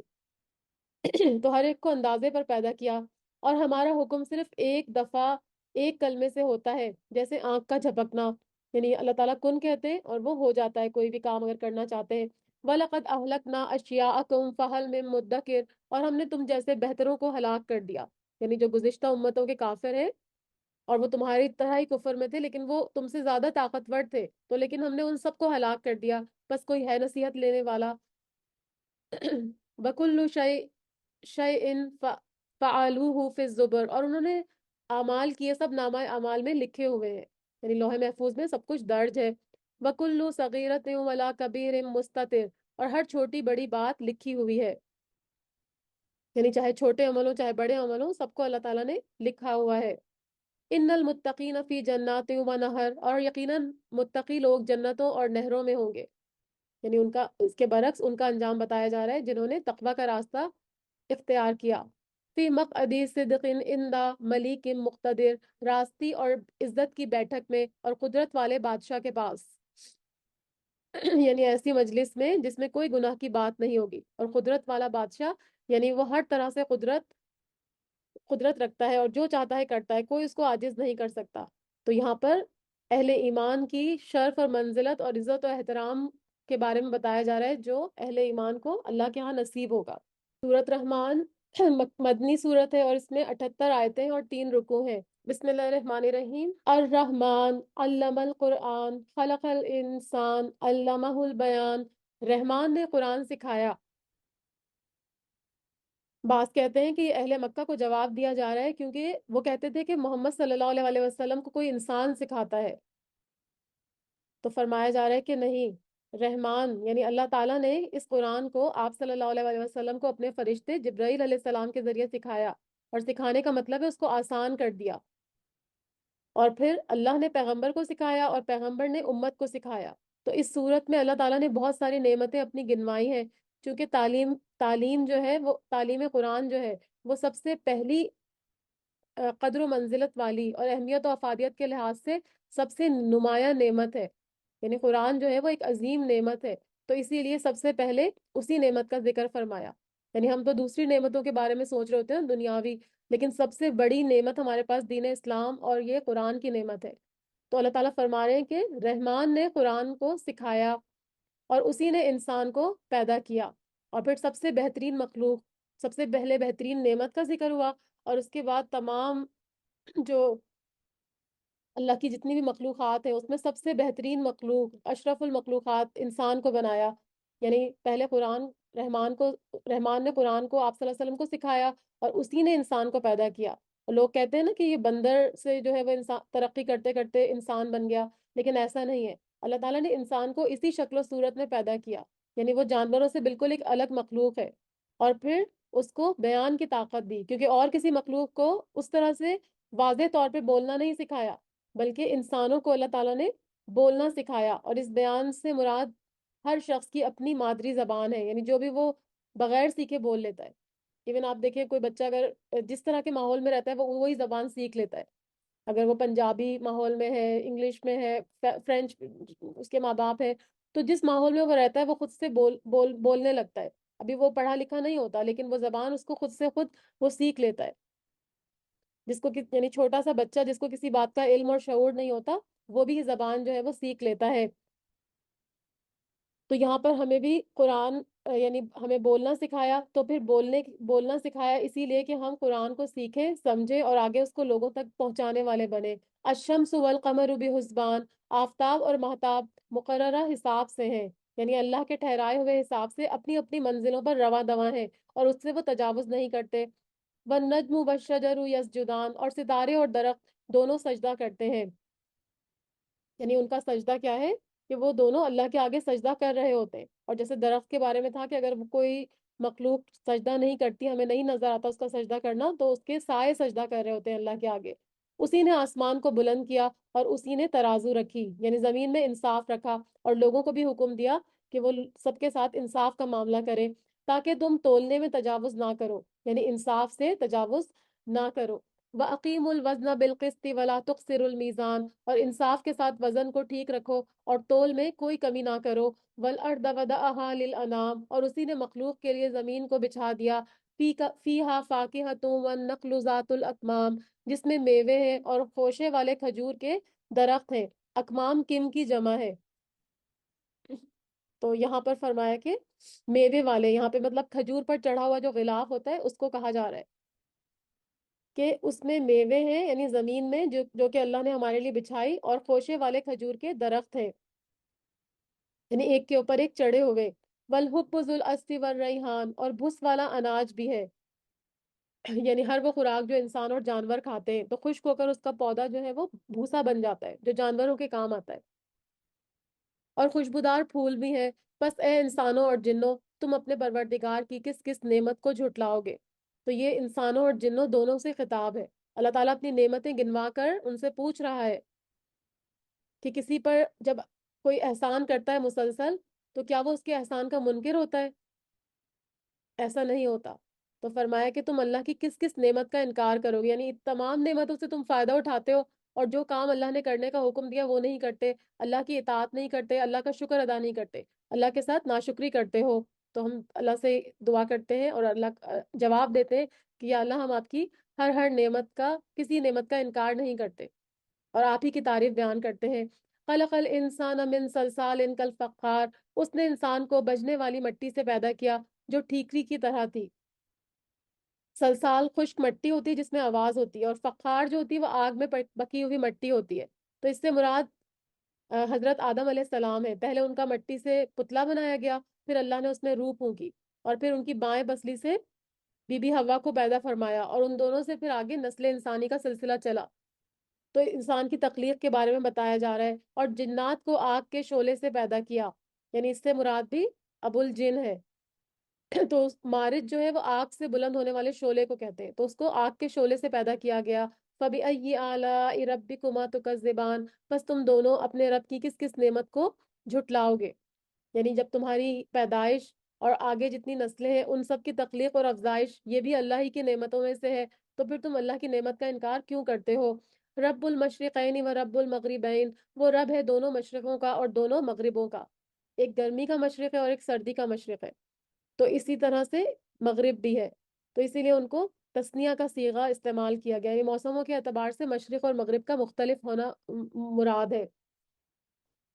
فَبِأَيِّ آلَاءِ رَبِّكُمَا تُكَذِّبَانِ مَرَجَ الْبَحْرَيْنِ يَلْتَقِيَانِ، اور اس نے دو دریا جاری کر دیے جو ایک دوسرے سے مل جاتے ہیں. بَيْنَهُمَا بَرْزَخٌ لَا يَبْغِيَانِ، ان دونوں میں ایک آڑ ہے، وہ اس سے بڑھ نہیں سکتے. اس کا خلاصہ کیا ہے کہ دو دریاؤں سے مراد یہاں پر فرمایا کہ ایک میٹھے پانی کا دریا ہے جس سے کھیتیاں سیراب ہوتی ہیں، اور انسان اس پانی سے اپنی دیگر ضروریات بھی میں بھی جو ہے وہ اس کو استعمال کرتا ہے. اور دوسرا پانی جو ہے وہ سمندروں کا کھارا پانی ہے، اس کے بھی کچھ فوائد ہیں، لیکن یہ دونوں آپس میں نہیں ملتے کیونکہ اللہ کا حکم نہیں ہوتا. اور یہ دونوں کئی مقامات پر ایسا ہوتا ہے کہ یہ دونوں دریا ساتھ ساتھ چل رہے ہوتے ہیں، لیکن اس کے باوجود کھارا پانی میٹھے پانی سے الگ رہتا ہے. فَبِأَيِّ آلَاءِ رَبِّكُمَا تُكَذِّبَانِ، پس اپنے پروردگار کی کون کون سی نعمتوں کو جھٹلاؤ گے. ان دونوں میں سے موتی اور مونگے برآمد ہوتے ہیں. مرجان چھوٹے موتی ہوتے ہیں، اور جب آسمان سے بارش ہوتی ہے تو سیپیاں اپنے منہ کھول دیتی ہیں، تو ایک قطرہ ان کے اندر چلا جاتا ہے، بارش کا وہ موتی بن جاتا ہے. تو یہ بھی اللہ تعالیٰ کی بہت بڑی قدرت ہے. فَبِأَيِّ آلَاءِ رَبِّكُمَا تُكَذِّبَانِ وَلَهُ الْجَوَارِ الْمُنشَآتِ فِي الْبَحْرِ كَالْأَعْلَامِ، اور اللہ ہی کی ملکیت ہیں وہ جہاز جو سمندروں میں پہاڑوں کی طرح چل رہے ہیں. تو جوار جو ہے وہ جاریہ یعنی چلنے والی مراد ہے یہاں پر. تو اتنی بڑی بڑی جو کشتیاں ہیں جو پہاڑوں کی طرح سمندر میں موجود ہیں، یہ بھی اللہ ہی کے حکم سے چل رہی ہوتی ہیں. کوئی اور ان کو چلانے والا نہیں ہوتا، اللہ چاہے تو ان کو وہیں پر روک دے. فَبِأَيِّ آلَاءِ رَبِّكُمَا تُكَذِّبَانِ، پس اے انسانوں اور جنوں تم اپنے رب کی کس کس نعمت کو جھٹلاؤ گے؟ کُلُّ مَنْ عَلَيْهَا فان، زمین پر جو کچھ ہے وہ سب کچھ فنا ہونے والا ہے، یعنی یہ جو رونق ہے اور یہ جو درخت پہاڑ اور یہ کشتیاں اور یہ سب کچھ جو تمہیں نظر آ رہا ہے یہ سب کچھ فنا ہونے والا ہے، کسی کو بھی ہمیشگی نہیں ہے، کسی کو بھی دوام نہیں ہے۔ وَيَبْقَى وَجْهُ رَبِّكَ ذُو الْجَلَالِ وَالْإِكْرَامِ، اور صرف تیرے رب کی ذات جو عظمت اور عزت والی ہے وہی باقی رہ جائے گی، یعنی صرف بقا کس کو ہے؟ اللہ تعالیٰ کو بقا ہے، اور کسی بھی چیز کو بقا نہیں ہے، سب کو یہاں سے فنا ہونا ہے۔ فَبِأَيِّ آلَاءِ رَبِّكُمَا تُكَذِّبَانِ، اور سب زمین اور آسمان والے اسی سے مانگتے ہیں، یعنی اسی کے سوالی ہیں، اسی کے در کے محتاج ہیں، ہر روز وہ ایک نئی شان میں ہے، یعنی ہر وقت وہ کسی نہ کسی کام میں مصروف ہے، کسی کو بیمار کر رہا ہے، کسی کو شفا یاب کر رہا ہے، کسی کو غنی کر رہا ہے، کسی کو فقیر کر رہا ہے، کسی کو گدھا سے شاہ اور شاہ سے گدھا کر رہا ہے، کسی کو بلندیوں پر فائز کر رہا ہے، کسی کو پستی میں گرا رہا ہے، تو تمام کام اللہ کے تصرف اور اس کے امر اور مشیت سے ہو رہے ہیں، کوئی بھی ایسا لمحہ نہیں ہے جو اس کی کارگزاری سے خالی نہ ہو۔ هو الحی القیوم لا تأخذہ سنۃ ولا نوم، نہ اس کو نیند آتی ہے اور نہ ہی اس کو اونگ آتی ہے۔ فَبِأَيِّ آلَاءِ رَبِّكُمَا تُكَذِّبَانِ، اور جنوں اور انسانوں کے گروہوں ان قریب ہم تمہاری طرف پوری طرح متوجہ ہو جائیں گے، یعنی تمہیں صرف ابھی یہ مہلت ملی ہوئی ہے، تو تم اپنی بدکاریوں سے ارتکاب کر لو اور نیکیاں کمانے والے بن جاؤ، لیکن اگر تم نہیں ہوئے تو پھر اللہ تعالیٰ تمہاری پکڑ کر لیں گے۔ فَبِأَيِّ آلَاءِ رَبِّكُمَا تُكَذِّبَانِ، یعنی یہ بھی اللہ کی ایک بہت بڑی نعمت ہے کہ ان کو مہلت دی ہوئی ہے، ان کے گناہوں پر اللہ تعالیٰ فوراً نہیں پکڑ رہے۔ یا معشر الجن والانس ان استطعتم ان تنفذوا من اقطار السماوات والارض فانفذوا لا تنفذون الا بسلطان، اے گروہ جن و انسان، اگر تم میں آسمانوں اور زمین کے کناروں سے باہر نکل جانے کی طاقت ہے تو نکل بھاگو، بغیر غلبے اور طاقت کے تم یہاں سے نہیں نکل سکتے، یعنی ایسا نہیں ہو سکتا کہ تم یہاں سے نکل جاؤ، لیکن اگر اللہ کی تقدیر اور قضا ہے تو پھر تم یہاں سے نکل سکتے ہو، لیکن بھاگ کر جاؤ گے کہاں پہ؟ ہر ہر چیز، ہر کائنات کی جتنی بھی چیزیں ہیں وہ سب اللہ ہی کے قبضے میں ہے، تو جہاں بھی جاؤ گے اللہ تعالیٰ تم کو پکڑ کر لے کر آ جائے گا۔ فَبِأَيِّ آلَاءِ رَبِّكُمَا تُكَذِّبَانِ، تم پر آگ کے شعلے اور دھواں چھوڑا جائے گا، یعنی اگر تم قیامت والے دن کہیں بھاگ بھی گئے تو فرشتے آگ کا دھواں اور شعلے تم پر چھوڑیں گے، تو پھر تم کو واپس لے آئیں گے، پھر تم مقابلہ نہ کر سکو گے، یعنی اللہ کے عذاب کو ٹالنے کی قدرت تمہارے اندر نہیں ہوگی۔ فَبِأَيِّ آلَاءِ رَبِّكُمَا تُكَذِّبَانِ، پس جب کہ آسمان پھٹ کر سرخ ہو جائے گا جیسے کہ سرخ چمڑا ہوتا ہے، قیامت والے دن کیا ہوگا؟ آسمان پھٹ جائے گا اور فرشتے زمین پر اتریں گے اور آسمان بالکل سرخ رنگ کا ہو جائے گا، پس تم اپنے رب کی کس کس نعمتوں کو جھٹلاؤ گے، اور اس دن کسی انسان اور کسی جن سے اس کے گناہوں کی پرستش نہیں کی جائے گی، کیونکہ جب قبروں سے باہر نکلیں گے تو اس وقت کوئی پرستش نہیں ہوگی، بلکہ بعد میں ان کو ان کا اپنی بات گناہوں کا حساب دینا ہوگا، یا پھر یہ مطلب ہے کہ ان سے ان کے گناہوں کے بارے میں ان سے پوچھا نہیں جائے گا، کیونکہ پورا ریکارڈ فرشتوں کے پاس موجود ہوگا اور اللہ کے علم میں بھی ہوگا۔ بس تم اپنے رب کی کس کس نعمت کو جھٹلاؤ گے؟ گناہ گار صرف حلیے سے پہچان لیے جائیں گے، یعنی جس طرح سے اہل ایمان کی علامت ہے کہ ان کے اعضائے وضو چمک رہے ہوں گے، اسی طرح گناہ گاروں کے چہرے سیاہ ہوں گے، آنکھیں نیلی ہوں گی اور دہشت زدہ چہرے ہوں گے، تو پہچان لیا جائے گا کہ یہ گناہ گار ہیں۔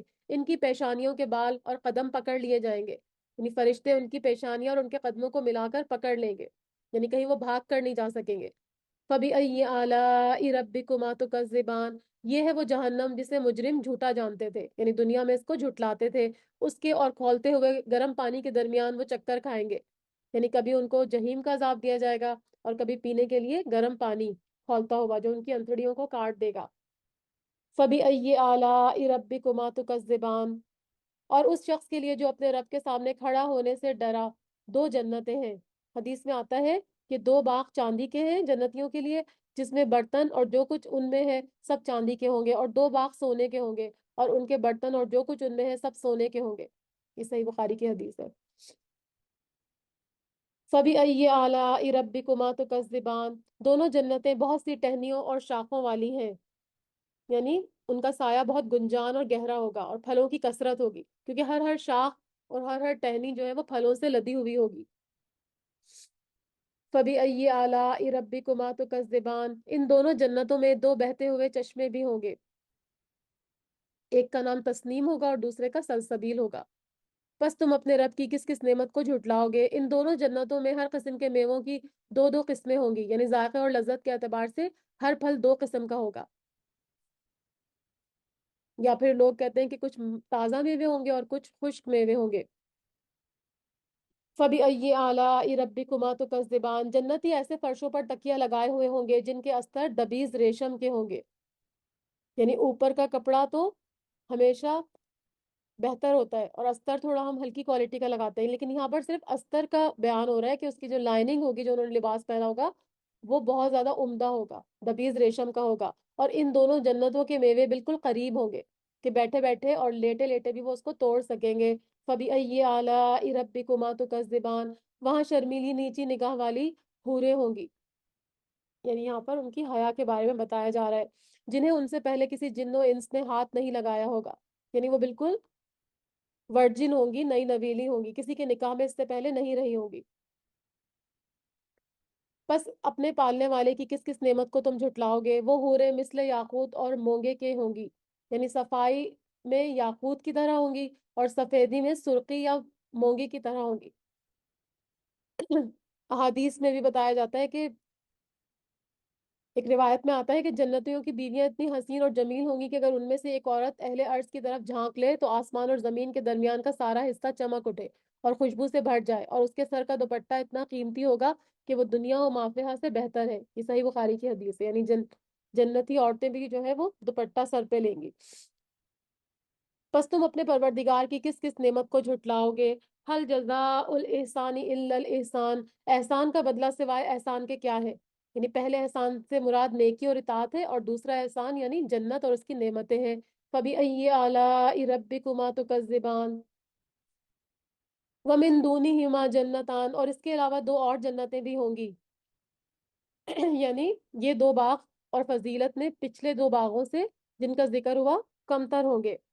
بس تم اپنے پرورش کرنے والے کی کس کس نعمتوں کو جھٹلاؤ گے؟ جو دونوں گہری سبزی مائل ہوں گی، یعنی اتنے زیادہ وہاں پہ درخت ہوں گے کہ وہ بالکل ڈارک گرین کلر کی نظر آئیں گے، یعنی کثرت سیرابی اور سبزے کی فراوانی کی وجہ سے وہ بالکل سیاہی مائل نظر آ رہی ہوں گی۔ فبأي آلاء ربكما تكذبان، ان میں دو جوش سے ابلنے والے چشمے ہوں گے، یعنی تجریان مطلب کہ بہنے والے جاری چشمے ہوں گے۔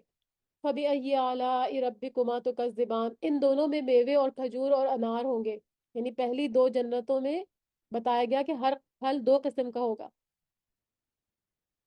تو شرف اور فضل کی جو بات ہوئی وہ اس میں نہیں ہے، یہاں پر بتایا کہ میوے اور کھجور اور انار ہوں گے۔ کیا اب بھی رب کی کسی نعمت کی تم تکذیب کرو گے؟ ان میں نیک سیرت خوبصورت عورتیں ہوں گی، یعنی ان کا اخلاق اور کردار نیک ہوگا۔ فبأي آلاء ربكما تكذبان، حوریں جنتی خیموں میں رہنے والیاں ہیں۔ حدیث میں آپ صلی اللہ علیہ وسلم نے فرمایا کہ جنت میں موتیوں کے خیمے لگے ہوں گے اور ان کا عرض 60 میل ہوگا، اور اس کے ہر کونے میں جنتی کے اہل ہوں گے جس کو دوسرے کونے والے نہیں دیکھ رہے ہوں گے، اور مومن اس میں گھومے پھرے گا۔ فبأي آلاء ربكما تكذبان، ان کو ہاتھ نہیں لگایا کسی انسان اور جن نے اس سے پہلے، بس اپنے پروردگار کی کون کون سی نعمتوں کی تم تکذیب کرتے ہو؟ متکئین علی رفرف خضر وعبقری حسان، سبز مسندوں اور عمدہ فرشوں پر تکیہ لگائے ہوئے ہوں گے۔ یہاں پر فرمایا جا رہا ہے کہ یہ رف جو ہے وہ مسند یا غالیچہ ہوگا اور عمدہ فرش ہوگا۔ عبقری ہر نفیس اور اعلیٰ چیز کو کہا جاتا ہے، یعنی جس کو ہم نے کبھی دنیا میں دیکھا بھی نہ ہو۔ فبأي آلاء ربكما تكذبان تبارک اسم ربک ذی الجلال والاکرام، تیرے پروردگار کا نام بابرکت ہے جو عزت جلال والا ہے، یعنی اس کا نام جو ہے وہ اس کو دوام اور ثبات ہے، اس کا نام ہمیشہ رہنے والا ہے اور اسی کے پاس ہمیشہ خیر کے خزانے ہیں، اور بعض نے اس کے معنی بلندی اور علو شام لیا ہے۔ تو جب اللہ کا نام ہی اتنا بابرکت ہے، خیر اور بلندی کا حامل ہے، تو اس کی ذات کتنی برکت اور عظمت اور رفعت والی ہوگی۔ بسم اللہ الرحمن الرحیم۔ سورۃ الواقعہ، سورۃ الواقعہ مکی صورت ہے، اس میں 96 آیتیں ہیں اور 3 رکوع ہیں۔ شروع کرتی ہوں اللہ کے نام سے جو بڑا مہربان اور نہایت رحم کرنے والا ہے۔ اذا وقعت الواقعہ، جب قیامت قائم ہو جائے گی، یعنی واقعہ جو ہے وہ قیامت کے ناموں میں سے ایک نام ہے، کیونکہ یہ لا محالہ واقع ہونے والی ہے، اسی لیے اس کا نام ہے کہ واقعہ۔ تو جب قیامت واقع ہو جائے گی یا قائم ہو جائے گی، لیس لوقعتھا کاذبہ، جس کے واقع ہونے میں کوئی جھوٹ نہیں ہے، کیونکہ اہل مکہ اور جو منکرین اسلام تھے یا منکرین آخرت تھے، وہ اس بات کو جھوٹ سمجھتے تھے کہ قیامت قائم ہوگی، تو اللہ تعالیٰ فرما رہے ہیں کہ نہیں، ایسا نہیں ہوگا، اس کے واقع ہونے میں کوئی جھوٹ نہیں ہے۔ خافضۃ الرافعہ، اور وہ پست کرنے والی ہوگی اور بلند کرنے والی ہوگی۔ پستی اور بلندی سے مطلب یہاں پر ذلت اور عزت ہے، تو اللہ کے جو اطاعت گزار بندے ہیں ان کو یہ بلند کر دے گی، اور جو نافرمان ہیں ان کو یہ پست کر دے گی، چاہے دنیا میں معاملہ اس کے برعکس ہو۔ ایمان والے اللہ کے ہاں معزز اور مکرم ہوں گے، اور اہل کفر جو ہوں گے وہ ذلیل اور خوار ہوں گے۔ اذا رجت الارض رجا، جبکہ زمین زلزلے کے ساتھ ہلا دی جائے گی۔ وبست الجبال بسا، اور پہاڑ بالکل ریزہ ریزہ کر دیے جائیں گے۔ رجا کا مطلب ہوتا ہے زلزلہ، حرکت اور اضطراب کو کہتے ہیں، اور بس کے معنی ریزہ ریزہ ہونا۔ تو یہ قیامت کا منظر پیش کیا جا رہا ہے کہ زمین جو آپ کو آج اتنی پرسکون نظر آتی ہے، آپ اس پہ اتنی بلڈنگز بنا کے رہ رہے ہیں، بڑے سکون سے چل رہے پھر رہے، تجارت کر رہے ہیں، اور جو کام کرنا چاہتے ہیں کر رہے ہیں، اور پہاڑ جو آپ کو بڑے استقامت کے ساتھ کھڑے ہوئے نظر آتے ہیں، یہ سب کچھ جو ہے وہ ختم ہو جائیں گے۔ زمین کو زلزلے سے ہلا دیا جائے گا اور سب کچھ اس کا ختم ہو جائے گا، جو کچھ اس پہ بلڈنگیں ہیں، عمارتیں ہیں، لوگ ہیں، اور پہاڑ جو ہے ان کو بھی ریزہ ریزہ کر دیا جائے گا۔ فکانت ہبا منبسا، اور پھر وہ مثال پراگندہ غبار کے ہو جائیں گے۔ ہبا منبسا کا پہلے بھی ہم پڑھ چکے نا، ہبا جو روشنی کی کرن اگر کمرے میں آتی تو اس کے ساتھ باریک باریک آپ کو ڈسٹ پارٹیکلز نظر آتے ہیں نا، تو وہ مراد ہے، جن کو آپ پکڑنا چاہیں تو بھی نہیں پکڑ سکتے۔ تو یہ پہاڑ جو آپ کو آج اتنے مضبوط اور کھڑے ہوئے نظر آ رہے ہیں، وہ اس قیامت کے دن ریزہ ریزہ ہو جائیں گے اور بالکل گرد کی طرح اڑنے لگیں گے، ڈسٹ کی طرح اڑنے لگیں گے۔ وکن تم ازواجن ثلاثہ، پھر تم لوگ تین جماعتوں میں ہو جاؤ گے، یعنی جتنے بھی انسان ہیں وہ سارے تین جماعتوں میں تقسیم ہو جائیں گے۔ کون کون سی جماعتیں ہوں گی؟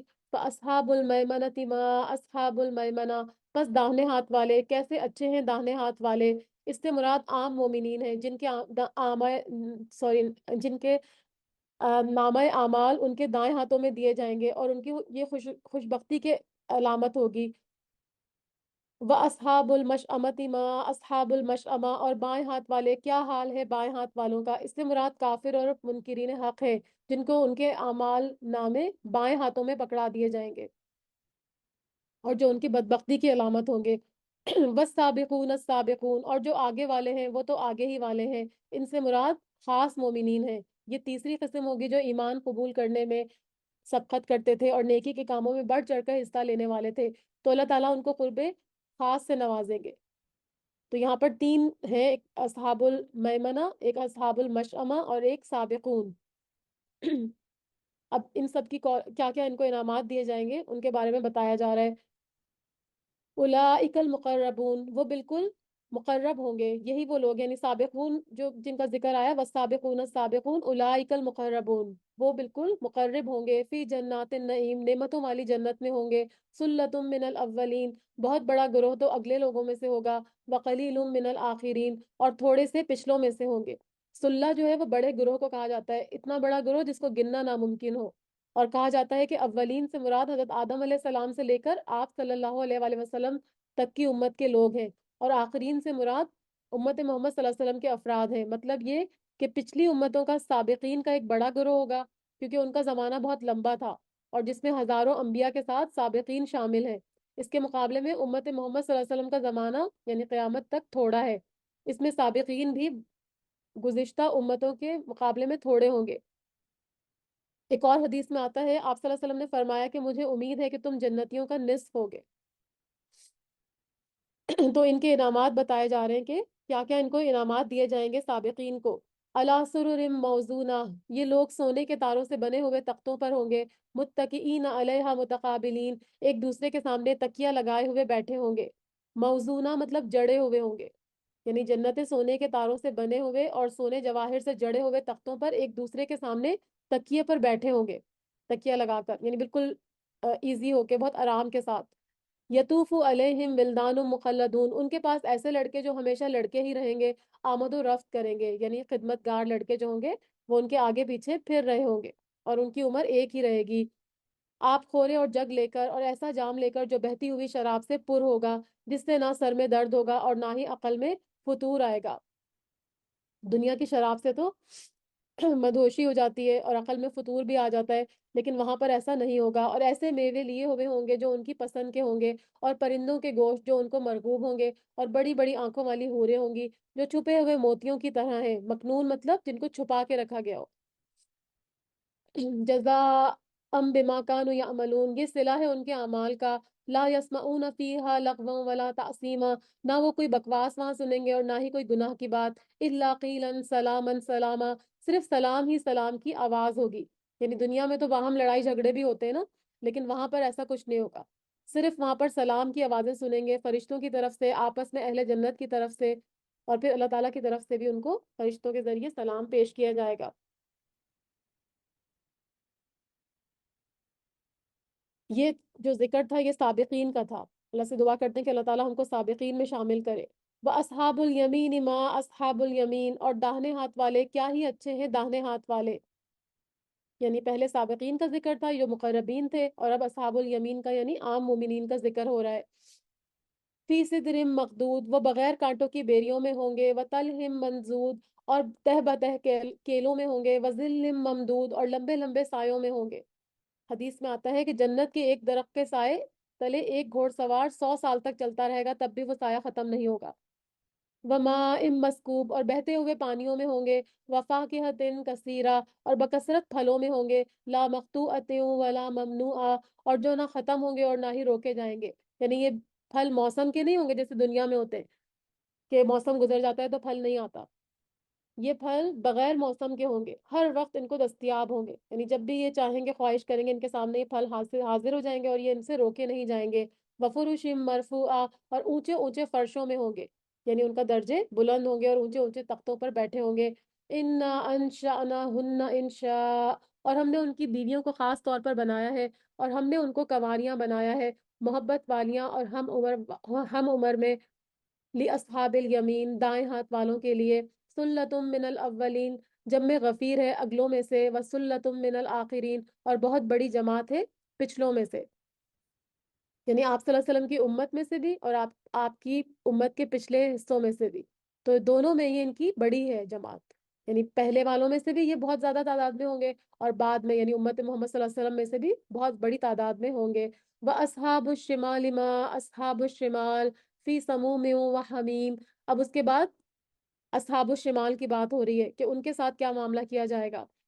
اور بائیں ہاتھ والے کیا ہیں؟ بائیں ہاتھ والے یعنی اس سے مراد اہل جہنم ہے، اور ان کو ان کے نامہ اعمال بائیں ہاتھ میں پکڑایا جائے گا، جو بدبختی کی علامت ہوگا۔ گرم ہوا اور گرم پانی میں ہوں گے، وَظِلٍّ مِّن يَحْمُومٍ، اور سیاہ دھوئیں کے سائے میں ہوں گے۔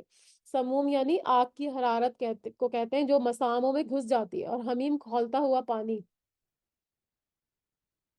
اور بعض کہتے ہیں یحموم کا مطلب ہوتا ہے سخت کالا دھواں، یعنی جہنم کے عذاب سے تنگ آ کر جب وہ ایک سائے کی طرف دوڑیں گے تو پتہ چلے گا یہ سایہ نہیں ہے بلکہ جہنم کی آگ کا سخت دھواں ہے۔ لا بارد ولا کریم، اور جو نہ ٹھنڈا ہے اور نہ ہی فرحت بخش ہے۔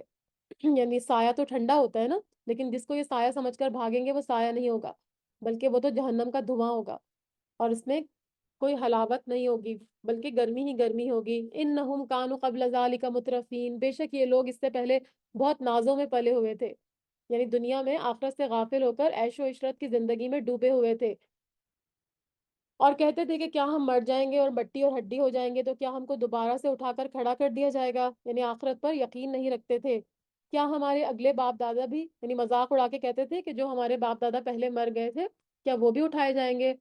قل ان الاولین والآخرین، آپ صلی اللہ علیہ وسلم کہہ دیجئے یقیناً سب اگلے اور پچھلے، لمجموعون الی میقات یوم معلوم، ضرور جمع کیے جائیں گے ایک مقررہ دن کے وقت تک۔ ثم انکم ایھا الضالون المکذبون، پھر تم اے گمراہو جھٹلانے والو، لآکلون من شجر من زقوم، البتہ کھانے والے ہو زقوم کے درخت میں سے، اور اسی سے پیٹ بھرنے والے ہو۔ فشاربون علیہ من الحمیم، پھر اس پر کھولتا ہوا پانی پینے والے ہو، یعنی وہ اتنا زیادہ کری المنظر اور بد ذائقہ درخت ہوگا، بہت ہی اس کو کھانا ناگوار ہوگا، حلق میں اٹکے گا، لیکن بھوک کی شدت کی وجہ سے اسی سے پیٹ بھرنا پڑے گا ان کو جہنمیوں کو، اور اس کے اوپر سے کھولتا ہوا پانی پئیں گے۔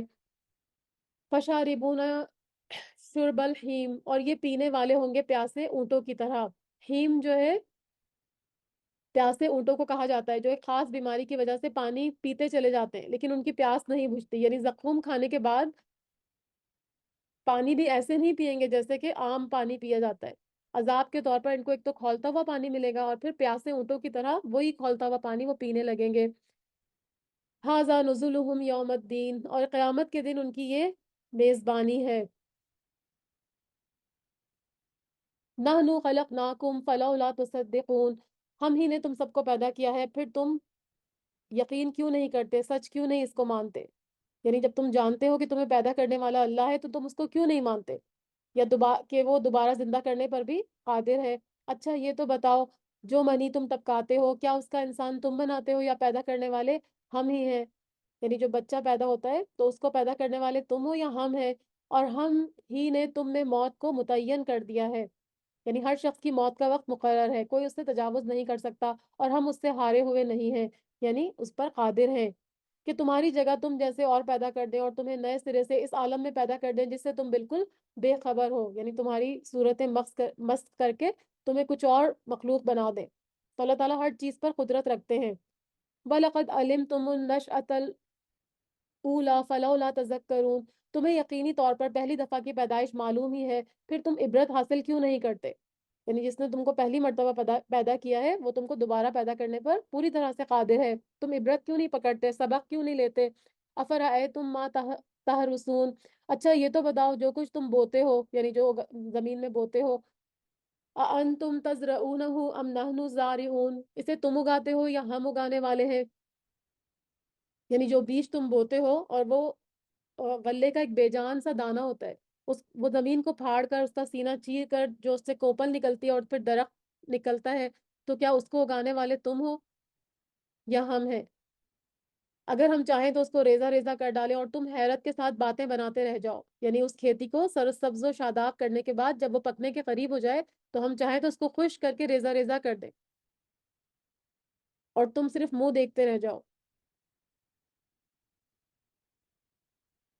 इन्ना लमुगरमून, के हम पर तो तावान पड़ गया है, यानी हमने तो इसको हल चलाकर जमीन पर ठीक किया था, बीज डाला पानी दिया, लेकिन ये फसल जब पकने का वक्त आया तो वो खुश्क हो गई, तो ये हमारा सारा खर्च और हमारी मेहनत जाया चली गई।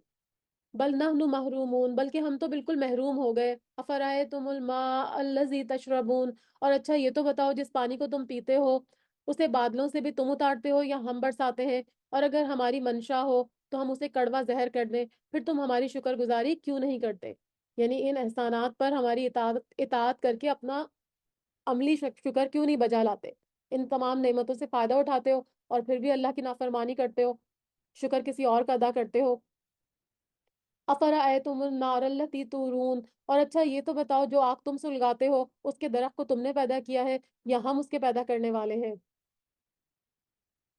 यानी वो जो चकमाक का दरख्त होता है ना, लकड़ियां से पहले आग जलाई जाती थी, तो यहाँ पर वो मुराद है कि उसको भी हमने ही पैदा किया है या तुम पैदा करते हो। नहनु जअलनाहा तज़किरतन व मताअन लिलमुक़वीन, और हमने उसे सबब नसीहत बनाया है, यानी उस दरख्त को, कि उसके असरात और फायदे जो हैं वो हैरत अंगेज हैं, और मुसाफिरों के फायदे की चीज बनाया है, क्योंकि जब जैसे मुसाफिर वगैरह जब सफर करते थे तो वो इन्हीं दरख्तों से फायदा उठाते थे, उससे रोशनी गर्मी और ईंधन हासिल करते थे। फसब्बिह बिस्मि रब्बिकल अजीम, बस अपने बहुत बड़े रब की नाम की तस्बीह बयान किया करो, सुभान रब्बियल अजीम। बस मैं कसम खाता हूँ सितारों के गिरने की। तो यहाँ पर कसम खा के कहा जा रहा है कि ये कुरान जो है वो कहानत और शायरी नहीं है, सितारों के गिरने की कसम खाई जा रही है कि ये इज्जत वाला कुरान है। और अगर तुम्हें इल्म हो तो ये बहुत बड़ी कसम है, इन्नहु लकुरआनुन करीम, के बेशक ये कुरान बहुत इज्जत वाला है, ये जवाब कसम है, यानी कसम खा के कहा जा रहा है कि कुरान जो है वो बहुत ही इज्जत वाली किताब है। फी किताब मकनून, जो एक महफूज किताब में दर्ज है, यानी लौहे महफूज में। ला यमुस्सुहु इल्लल मुत्तहरून, और जिसे सिर्फ पाक लोग ही छू सकते हैं, यानी जो फरिश्ते हैं जो इसको छूते हैं, जो लोहे महफूज में कुरान मौजूद है उस तक रसाई सिर्फ फरिश्तों की है। اور جو بالکل پاکیزہ فرشتے ہیں وہی اس کو صرف چھو سکتے ہیں۔ تنزیل من رب العالمین، اور یہ رب العالمین کی طرف سے اترا ہوا ہے۔ افبہذا الحدیث انتم مدہنون، کیا تم اس بات کو سرسری اور معمولی سمجھتے ہو؟ یعنی قرآن کریم یہاں پر مراد ہے کہ قرآن کریم کو اپنانے کے معاملے میں جو ہے تم لوگ بالکل اس کو سرسری اور معمولی سمجھ رہے ہو، اور اس کو سیریس ہی نہیں لیتے، یہ نہیں سمجھتے کہ یہ اللہ کی طرف سے نازل کردہ قرآن ہے، اور اپنے حصے میں یہی لیتے ہو اور جھٹلاتے پھرتے ہو۔ بس جب روح نرخرے تک پہنچ جائے گی اور تم اس وقت آنکھوں سے دیکھتے ہوگے، یعنی روح نکلتے ہوئے دیکھو گے، لیکن اس کو ٹالنے کی یا اس کو واپس لانے کی قدرت نہیں رکھو گے۔ وَنَحْنُ أَقْرَبُ إِلَيْهِ مِنْكُمْ وَلَٰكِن لَا تُبْصِرُونَ، اور ہم اس شخص سے بنسبت تمہارے بہت زیادہ قریب ہوتے ہیں لیکن تم دیکھتے نہیں ہو، یعنی مرنے والے کے تم سے بھی زیادہ قریب ہوتے ہیں اپنے علم، قدرت اور رویت کے اعتبار سے، یا پھر اللہ کے جو کارندے فرشتے ہیں جو ان کی روح قبض کرتے ہیں۔ بس اگر تم کسی کے زیر فرمان نہیں اور اس قول میں سچے ہو تو ذرا اس روح کو لوٹا کر دکھاؤ، یعنی اگر تم یہ جو روح تمہاری نکل رہی ہے اور تم سمجھتے ہو کہ جزا سزا کے دن نہیں آئے گا، تو اس قبض کی ہوئی روح کو اپنی جگہ پر واپس لوٹا کر دکھاؤ۔ اگر تم ایسا نہیں کر سکتے تو اس کا کیا مطلب ہے کہ تمہارا جو گمان ہے کہ آخرت نہیں ہے وہ بالکل باطل ہے۔ یقیناً تمہارا ایک ہی آقا ہے، اور جس دن وہ دن آئے گا تو اس دن وہ تمہارا مالک، تمہارا رب، ہر ایک کو اس کے عمل کی جزا اور سزا عطا فرمائے گا۔ فَأَمَّا إِنْ كَانَ مِنَ الْمُقَرَّبِينَ، اب دوبارہ سے بتایا جا رہا ہے کہ جو جو مقربین ہوں گے اور جو صاحب یمین ہوں گے اور صاحب شمال ہوں گے ان کے ساتھ کیا معاملہ ہوگا۔ فَأَمَّا فَأَمَّا إِنْ كَانَ مِنَ الْمُقَرَّبِينَ، پس جو بارگاہ الہی سے قریب کیا گیا ہوگا، یعنی جو 3 قسمیں بتائی گئی تھیں ان میں سے دوبارہ سے پہلے والے کا ذکر کیا جا رہا ہے جن کو سابقین کہا جاتا ہے یا مقربین کہا جاتا ہے۔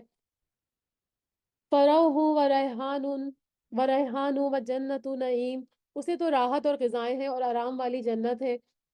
وَأَمَّا إِنْ كَانَ مِنْ أَصْحَابِ الْيَمِينِ، اور جو شخص دانے ہاتھ والوں میں سے ہے یعنی دوسری قسم میں سے، فَسَلَامٌ لَكَ مِنْ أَصْحَابِ الْيَمِينِ، تو بھی سلامتی ہے تیرے لیے کہ تو داہنے ہاتھ والوں میں سے ہے۔ وَإِمَّا إِنْ كَانَ مِنَ الْمُكَذِّبِينَ الضَّالِّينَ، اور لیکن اگر کوئی جھٹلانے والوں میں سے ہے، یعنی جو تیسری قسم تھی جو اصحاب المشأمہ جن کو کہا گیا، فَنُزُلٌ مِّنْ حَمِيمٍ، تو کھولتے ہوئے گرم پانی سے اس کی مہمانی ہے، وَتَصْلِيَةُ جَحِيمٍ، اور دوزخ میں اس کو ڈالا جانا ہے۔ إِنَّ هَٰذَا لَهُوَ حَقُّ الْيَقِينِ، اور یہ خبر سراسر حق اور قطعاً یقینی ہے۔ فَسَبِّحْ بِاسْمِ رَبِّكَ الْعَظِيمِ، پس تو اپنے عظیم الشان پروردگار کی تسبیح بیان کر۔ سبحان ربی العظیم، سبحان ربی العظیم۔ حدیث میں آتا ہے کہ 2 کلمے اللہ کو بہت محبوب ہیں، زبان پر ہلکے ہیں اور وزن میں بھاری ہیں، سبحان اللہ و بحمدہ سبحان اللہ العظیم۔ یہ صحیح بخاری کی حدیث ہے۔ سورۃ الحدید، یہ مدنی سورت ہے، اس میں 29 آیتیں ہیں اور 4 رکوع ہیں۔ شروع اللہ کے نام سے جو بڑا مہربان اور نہایت رحم فرمانے والا ہے۔ سبح للہ ما فی السماوات والارض وہو العزیز الحکیم، آسمانوں اور زمین میں جو کچھ ہے سب اللہ کی تسبیح بیان کر رہے ہیں، وہ زبردست ہے اور باحکمت ہے۔ یعنی یہ تسبیح جو ہے وہ زبان حال سے نہیں بلکہ زبان مقال سے ہے، کیونکہ یہاں پر ایک اور جگہ پہ آتا ہے سورہ بنی اسرائیل میں کہ تم ان کی تسبیح نہیں سمجھ سکتے۔ حضرت داؤد علیہ السلام کے بارے میں آتا ہے کہ ان کے ساتھ پہاڑ اور پرندے بھی تسبیح کرتے تھے، تو یہاں پر بول کر جو تسبیح کی جاتی ہے وہ مراد ہے کہ آسمان اور زمین میں جو کچھ ہے سب اللہ کی تسبیح بیان کر رہے ہیں، وہ زبردست ہے اور باحکمت ہے۔ لہو ملک السماوات والارض، اور آسمانوں اور زمین کی بادشاہت اسی کی ہے، یعنی اس کے لیے ساری بادشاہت ہے، جس طرح چاہے وہ تصرف فرماتا ہے، اور اس کے سوا کسی کا حکم اور تصرف نہیں چلتا، یعنی بارش، نباتات اور روزیوں کے سارے خزانے اللہ ہی کی ملکیت میں ہیں۔ یحیی و یمیت، وہی زندگی دیتا ہے اور وہی موت دیتا ہے، وہو علی کل شیء قدیر، اور وہ ہر چیز پر قدرت رکھنے والا ہے، یعنی یہ بھی ایک بہت بڑی چیز ہے کہ زندگی اور موت کا اختیار صرف اللہ ہی کے قبضے میں ہے۔ هو الاول هو ال هو الاول والآخر والظاہر والباطن وهو بكل شيء علیم، وہی پہلے سے ہے اور وہی پیچھے ہے، وہی ظاہر ہے اور وہی مخفی ہے، یعنی جب کچھ بھی نہیں تھا تب بھی اللہ ہی تھا، اور اب بعد میں جب کچھ بھی نہیں ہوگا تو وہی ہوگا، اور وہ ظاہر ہے یعنی سب پر غالب ہے، اس پر کوئی غالب نہیں ہے، وہ باطن ہے یعنی چھپی ہوئی باتوں کو صرف وہی جانتا ہے، یا لوگوں کی نظروں اور عقلوں سے جو چیزیں مخفی ہیں وہ سب بھی اللہ ہی کو پتہ ہے، اور وہ ہر چیز کو بخوبی جاننے والا ہے۔ وہی ہے جس نے آسمانوں اور زمین کو 6 دن میں پیدا کیا، پھر عرش پر مستوی ہو گیا، اور وہ خوب جانتا ہے اس چیز کو جو زمین میں جائے گی، یعنی جیسے بارش کے قطرے ہیں، غلہ جات اور میوہ جات کے جو بیج اندر جاتے ہیں، ان سب کی کیفیت اور کمیت کو اللہ تعالیٰ ہی جانتا ہے۔ اور جو اس سے نکلتا ہے، یعنی جو درخت نکلے یا خوشبودار پھول بوٹے ہوں، جو کچھ بھی نکلتا ہے سب کچھ اللہ ہی کے علم میں ہے۔ سورہ انعام میں آتا ہے، اس کا ترجمہ ہے کہ اللہ تعالیٰ ہی کے پاس تمام مخفی اشیاء کے خزانے ہیں، اور ان کو کوئی نہیں جانتا بجز اللہ کے، اور وہ تمام چیزوں کو جانتا ہے، جو کچھ خشکی میں ہے، جو کچھ دریاؤں میں ہے، کوئی پتا نہیں گرتا مگر وہ اس کو بھی جانتا ہے، اور کوئی دانہ کوئی زمین کے تاریک حصوں میں نہیں پڑتا، اور نہ ہی کوئی تر اور نہ کوئی خشک چیز گرتی ہے، مگر سب کچھ ایک کتاب مبین میں محفوظ ہے۔ اور جو آسمان سے نیچے آئے، یعنی بارش، اولے ہیں، برف ہے، تقدیر اور وہ احکام جو فرشتے لے کر اترتے ہیں، اور جو کچھ اس میں چڑھتا ہے، یعنی فرشتے جو انسانوں کے اعمال لے کر چڑھتے ہیں۔ حدیث میں آتا ہے کہ اللہ کی طرف رات کے عمل دن سے پہلے اور دن کے عمل رات سے پہلے چڑھتے ہیں۔ تو جو بھی سارے کام ہو رہے ہیں اور جہاں کہیں تم ہو وہ تمہارے ساتھ ہے، یعنی چاہے خشکی میں ہو، تری میں ہو، گھر میں ہو، صحرا میں ہو، اپنے علم اور بصر کے لحاظ سے اللہ تعالیٰ تمہارے ساتھ ہے، اور تمہارے ہر ہر عمل کو دیکھتا ہے، اور جو کچھ تم کر رہے ہو اس کو اللہ تعالیٰ دیکھ رہا ہے۔ تو یہاں ان آیات میں اللہ تعالیٰ کی عظیم قدرت کا بیان ہے کہ اللہ تعالیٰ ہر چیز پر قدرت رکھنے والا ہے، اور ہر چیز کو وہ دیکھ رہا ہے، کوئی چیز کوئی عمل اس سے پوشیدہ نہیں ہے۔ اور پھر مرنے کے بعد بھی جب اللہ کے پاس جانا ہے تو پھر ہم اللہ کی طرف کیوں نہیں رجوع کرتے؟ ان مشرکین مکہ کو کہا جا رہا ہے کہ تم اللہ کو چھوڑ کر اور لوگوں کی عبادت کیوں کرتے ہو؟ لہو ملک السماوات والارض والی اللہ ترجع الامور، اور آسمانوں کی اور زمین کی بادشاہت اسی کی ہے، اور تمام کام اسی کی طرف لوٹائے جائیں گے۔ یولج اللیل فی النہار ویولج النہار فی اللیل وہو علیم بذات الصدور، وہی رات کو دن میں لے کر جاتا ہے اور وہی دن کو رات میں داخل کرتا ہے، یعنی تمام چیزوں کا مالک وہی ہے، کبھی رات کو لمبا کرتا ہے، دن کو چھوٹا کرتا ہے، یا پھر اس کے برعکس کرتا ہے، اور کبھی دونوں برابر ہوتے ہیں۔ تو یہ سب کچھ اللہ ہی کے حکم سے ہوتا ہے، اور سینوں کے بھیدوں کا بھی وہ پوری طرح عالم ہے۔ اللہ پر اور اس کے رسول صلی اللہ علیہ وآلہ وسلم پر ایمان لے آؤ، اور اس مال میں سے خرچ کرو جس میں اللہ نے تمہیں دوسروں کا جانشین بنایا ہے، کیونکہ یہ مال ہم سے پہلے کسی اور کے پاس تھا، یا تو ہمارے والدین کے پاس تھا یا کسی اور کے پاس تھا۔ تو اس کا مطلب کیا ہے کہ یہ مال اب ہمارا بھی نہیں ہے، کیونکہ ہمارے بعد اس کے وارث کوئی اور بن جائیں گے، تو اگر ہم نے اس کو اللہ کی راہ میں خرچ نہیں کیا تو اس کے بعد جو وارث بنیں گے وہ پتہ نہیں اس کو اللہ کی راہ میں خرچ کریں یا نہ کریں، یا پھر اگر خرچ کر کے تم سے زیادہ وہ سعادت حاصل کر لیں۔ حدیث میں آتا ہے کہ انسان کہتا ہے میرا مال میرا مال، حالانکہ تیرا مال ایک تو وہ ہے جو تو نے کھا پی کے فنا کر دیا، اور دوسرا وہ ہے جس کو پہن کر بوسیدہ کر دیا، اور تیسرا وہ ہے جو اللہ کی راہ میں خرچ کر کے آخرت کے لیے ذخیرہ کر لیا۔ اس کے علاوہ جو کچھ بھی ہے وہ سب دوسرے لوگوں کے حصے میں آئے گا۔ تو بہتر ہے کہ اپنی زندگی میں ہی اپنے مال میں سے خرچ کرنے والے ہو جاؤ۔ بس تم میں سے جو ایمان لائیں گے اور خیرات کریں گے ان کو بڑا ثواب ملے گا۔ تم اللہ پر کیوں ایمان نہیں لاتے حالانکہ خود رسول صلی اللہ علیہ وسلم تمہیں اپنے رب پر ایمان لانے کی دعوت دے رہے ہیں، اور اگر تم مومن ہو تو وہ تو تم سے مضبوط عہد و پیمان بھی لے چکا ہے۔ وہ اللہ ہی ہے جو اپنے بندے پر واضح آیتیں اتارتا ہے تاکہ وہ تمہیں اندھیروں سے نور کی طرف لے کر جائے۔ یقیناً اللہ تعالیٰ تم پر نرمی کرنے والا اور رحم فرمانے والا ہے۔ تمہیں کیا ہو گیا ہے جو تم اللہ کی راہ میں خرچ نہیں کرتے؟ دراصل آسمانوں اور زمینوں کی میراث کا مالک تنہا اللہ ہی ہے۔ تم میں سے جن لوگوں نے فتح سے پہلے فی سبیل اللہ دیا اور قتال کیا وہ دوسروں کے برابر نہیں ہو سکتے، یعنی فتح سے مراد مفسرین کہتے ہیں کہ فتح مکہ ہے، کیونکہ اس سے پہلے صلح حدیبیہ، فتح مکہ سے پہلے مسلمان جو تھے وہ تعداد اور قوت میں کم تر تھے، اور مسلمانوں کی مالی حالت بھی بہت کمزور تھی، تو اس حالت میں اللہ کی راہ میں خرچ کرنا اور جہاد میں حصہ لینا بہت مشکل کام تھے۔ تو جب جنہوں نے وہ کیا تو وہ زیادہ جو ہے وہ اجر کے مستحق ہیں، اور بعد میں مسلمانوں کی قوت بڑھ گئی، تعداد بھی بڑھ گئی، مالی حالت بھی اچھی ہو گئی، تو اس وقت خرچ کرنا جو تھا وہ زیادہ نسبتاً آسان تھا۔ تو اللہ تعالیٰ فرما رہے ہیں کہ یہ مسلمان اجر میں برابر نہیں ہو سکتے بلکہ ان سے بہت بڑے درجے کے ہیں جنہوں نے فتح خیبر کے بعد خیراتیں دی اور جہاد کیے۔ ہاں، بھلائی کا وعدہ تو اللہ تعالیٰ کا ان سب سے ہے، یعنی بھلائی اور شرف و فضل میں کوئی درجہ نہیں ہوگا، وہ تو سب کے برابر ہی ہوں گے۔ جو کچھ تم کر رہے ہو اس سے اللہ خبردار ہے۔ من ذا الذی یقرض اللہ قرضا حسنا یضاعف یضاعفہ لہ ولہ اجر کریم، کون ہے جو اللہ تعالیٰ کو اچھی طرح قرض دے اور پھر اللہ تعالیٰ سے اسے اس کے لیے بڑھاتا چلا جائے اور اس کے لیے پسندیدہ اجر ہو جائے۔ یعنی اللہ کو قرض حسن دینے کا مطلب کیا ہے کہ اللہ کی راہ میں صدقہ و خیرات کرنا۔ تو یہ مال جو انسان اللہ کی راہ میں خرچ کرتا ہے اللہ ہی کا دیا ہوا ہوتا ہے، لیکن اس کے باوجود اللہ تعالیٰ اس کو قرض قرار دیتے ہیں۔ تو یہ اللہ کا فضل اور احسان ہے کہ وہ ہمیں آخرت میں اس کو کئی گنا کر کے لوٹائیں گے۔ قیامت کے دن تو دیکھے گا کہ مومن مرد اور عورتوں کا نور ان کے آگے آگے اور ان کے دائیں دائیں دائیں بائیں دوڑ رہا ہوگا، ان کے آگے اور ان کے دائیں دوڑ رہا ہوگا۔ یعنی یہ جو پل صراط کا ٹائم ہوگا نا محشر میں، یہ اس کا جو ہے وہ ذکر ہے کہ جو ان کے اعمال کا نور ہوگا، عمل صالح کا نور ہوگا، اس کی روشنی میں وہ جنت کا راستہ آسانی سے طے کر لیں گے۔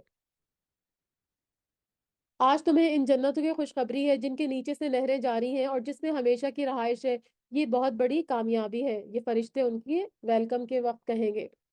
اس دن منافق مرد اور عورت ایمان والوں سے کہیں گے کہ ہمارا انتظار تو کرو، ہم بھی تمہارے نور سے کچھ روشنی حاصل کر لیں۔ کہ ہم کہا جاتا ہے کہ منافقین جو ہے وہ کچھ فاصلے تک تو اہل ایمان کے ساتھ ان کی روشنی میں چلیں گے، پھر اللہ تعالیٰ منافقین پر اندھیرا مسلط فرما دیں گے۔ تو اس وقت یہ اہل ایمان سے کہیں گے کہ اپنی روشنی سے ہم تمہاری روشنی میں ہم چلنا چاہتے ہیں، تو ہمارا انتظار کرو۔ جواب دیا جائے گا تم اپنے پیچھے لوٹ جاؤ، یعنی دنیا میں اگر جا سکتے ہو تو واپس جاؤ اور روشنی تلاش کرو۔ پھر ان کے اور ان کے درمیان ایک دیوار حائل کر دی جائے گی، یعنی مومنین اور منافقین کے درمیان، جس میں ایک دروازہ بھی ہوگا۔ اس کے اندرونی حصے میں تو رحمت ہوگی، یعنی اس سے مراد جنت ہے جس میں اہل ایمان داخل ہو جائیں گے، اور باہر کی طرف عذاب ہوگا، یہ وہ حصہ ہے جس میں جہنم ہوگی۔ یہ چلا چلا کر ان سے کہیں گے کیا ہم تمہارے ساتھ نہیں تھے؟ یعنی ہم تمہارے ساتھ نمازیں بھی پڑھتے تھے اور دنیا میں ہم تمہارے ساتھ تھے۔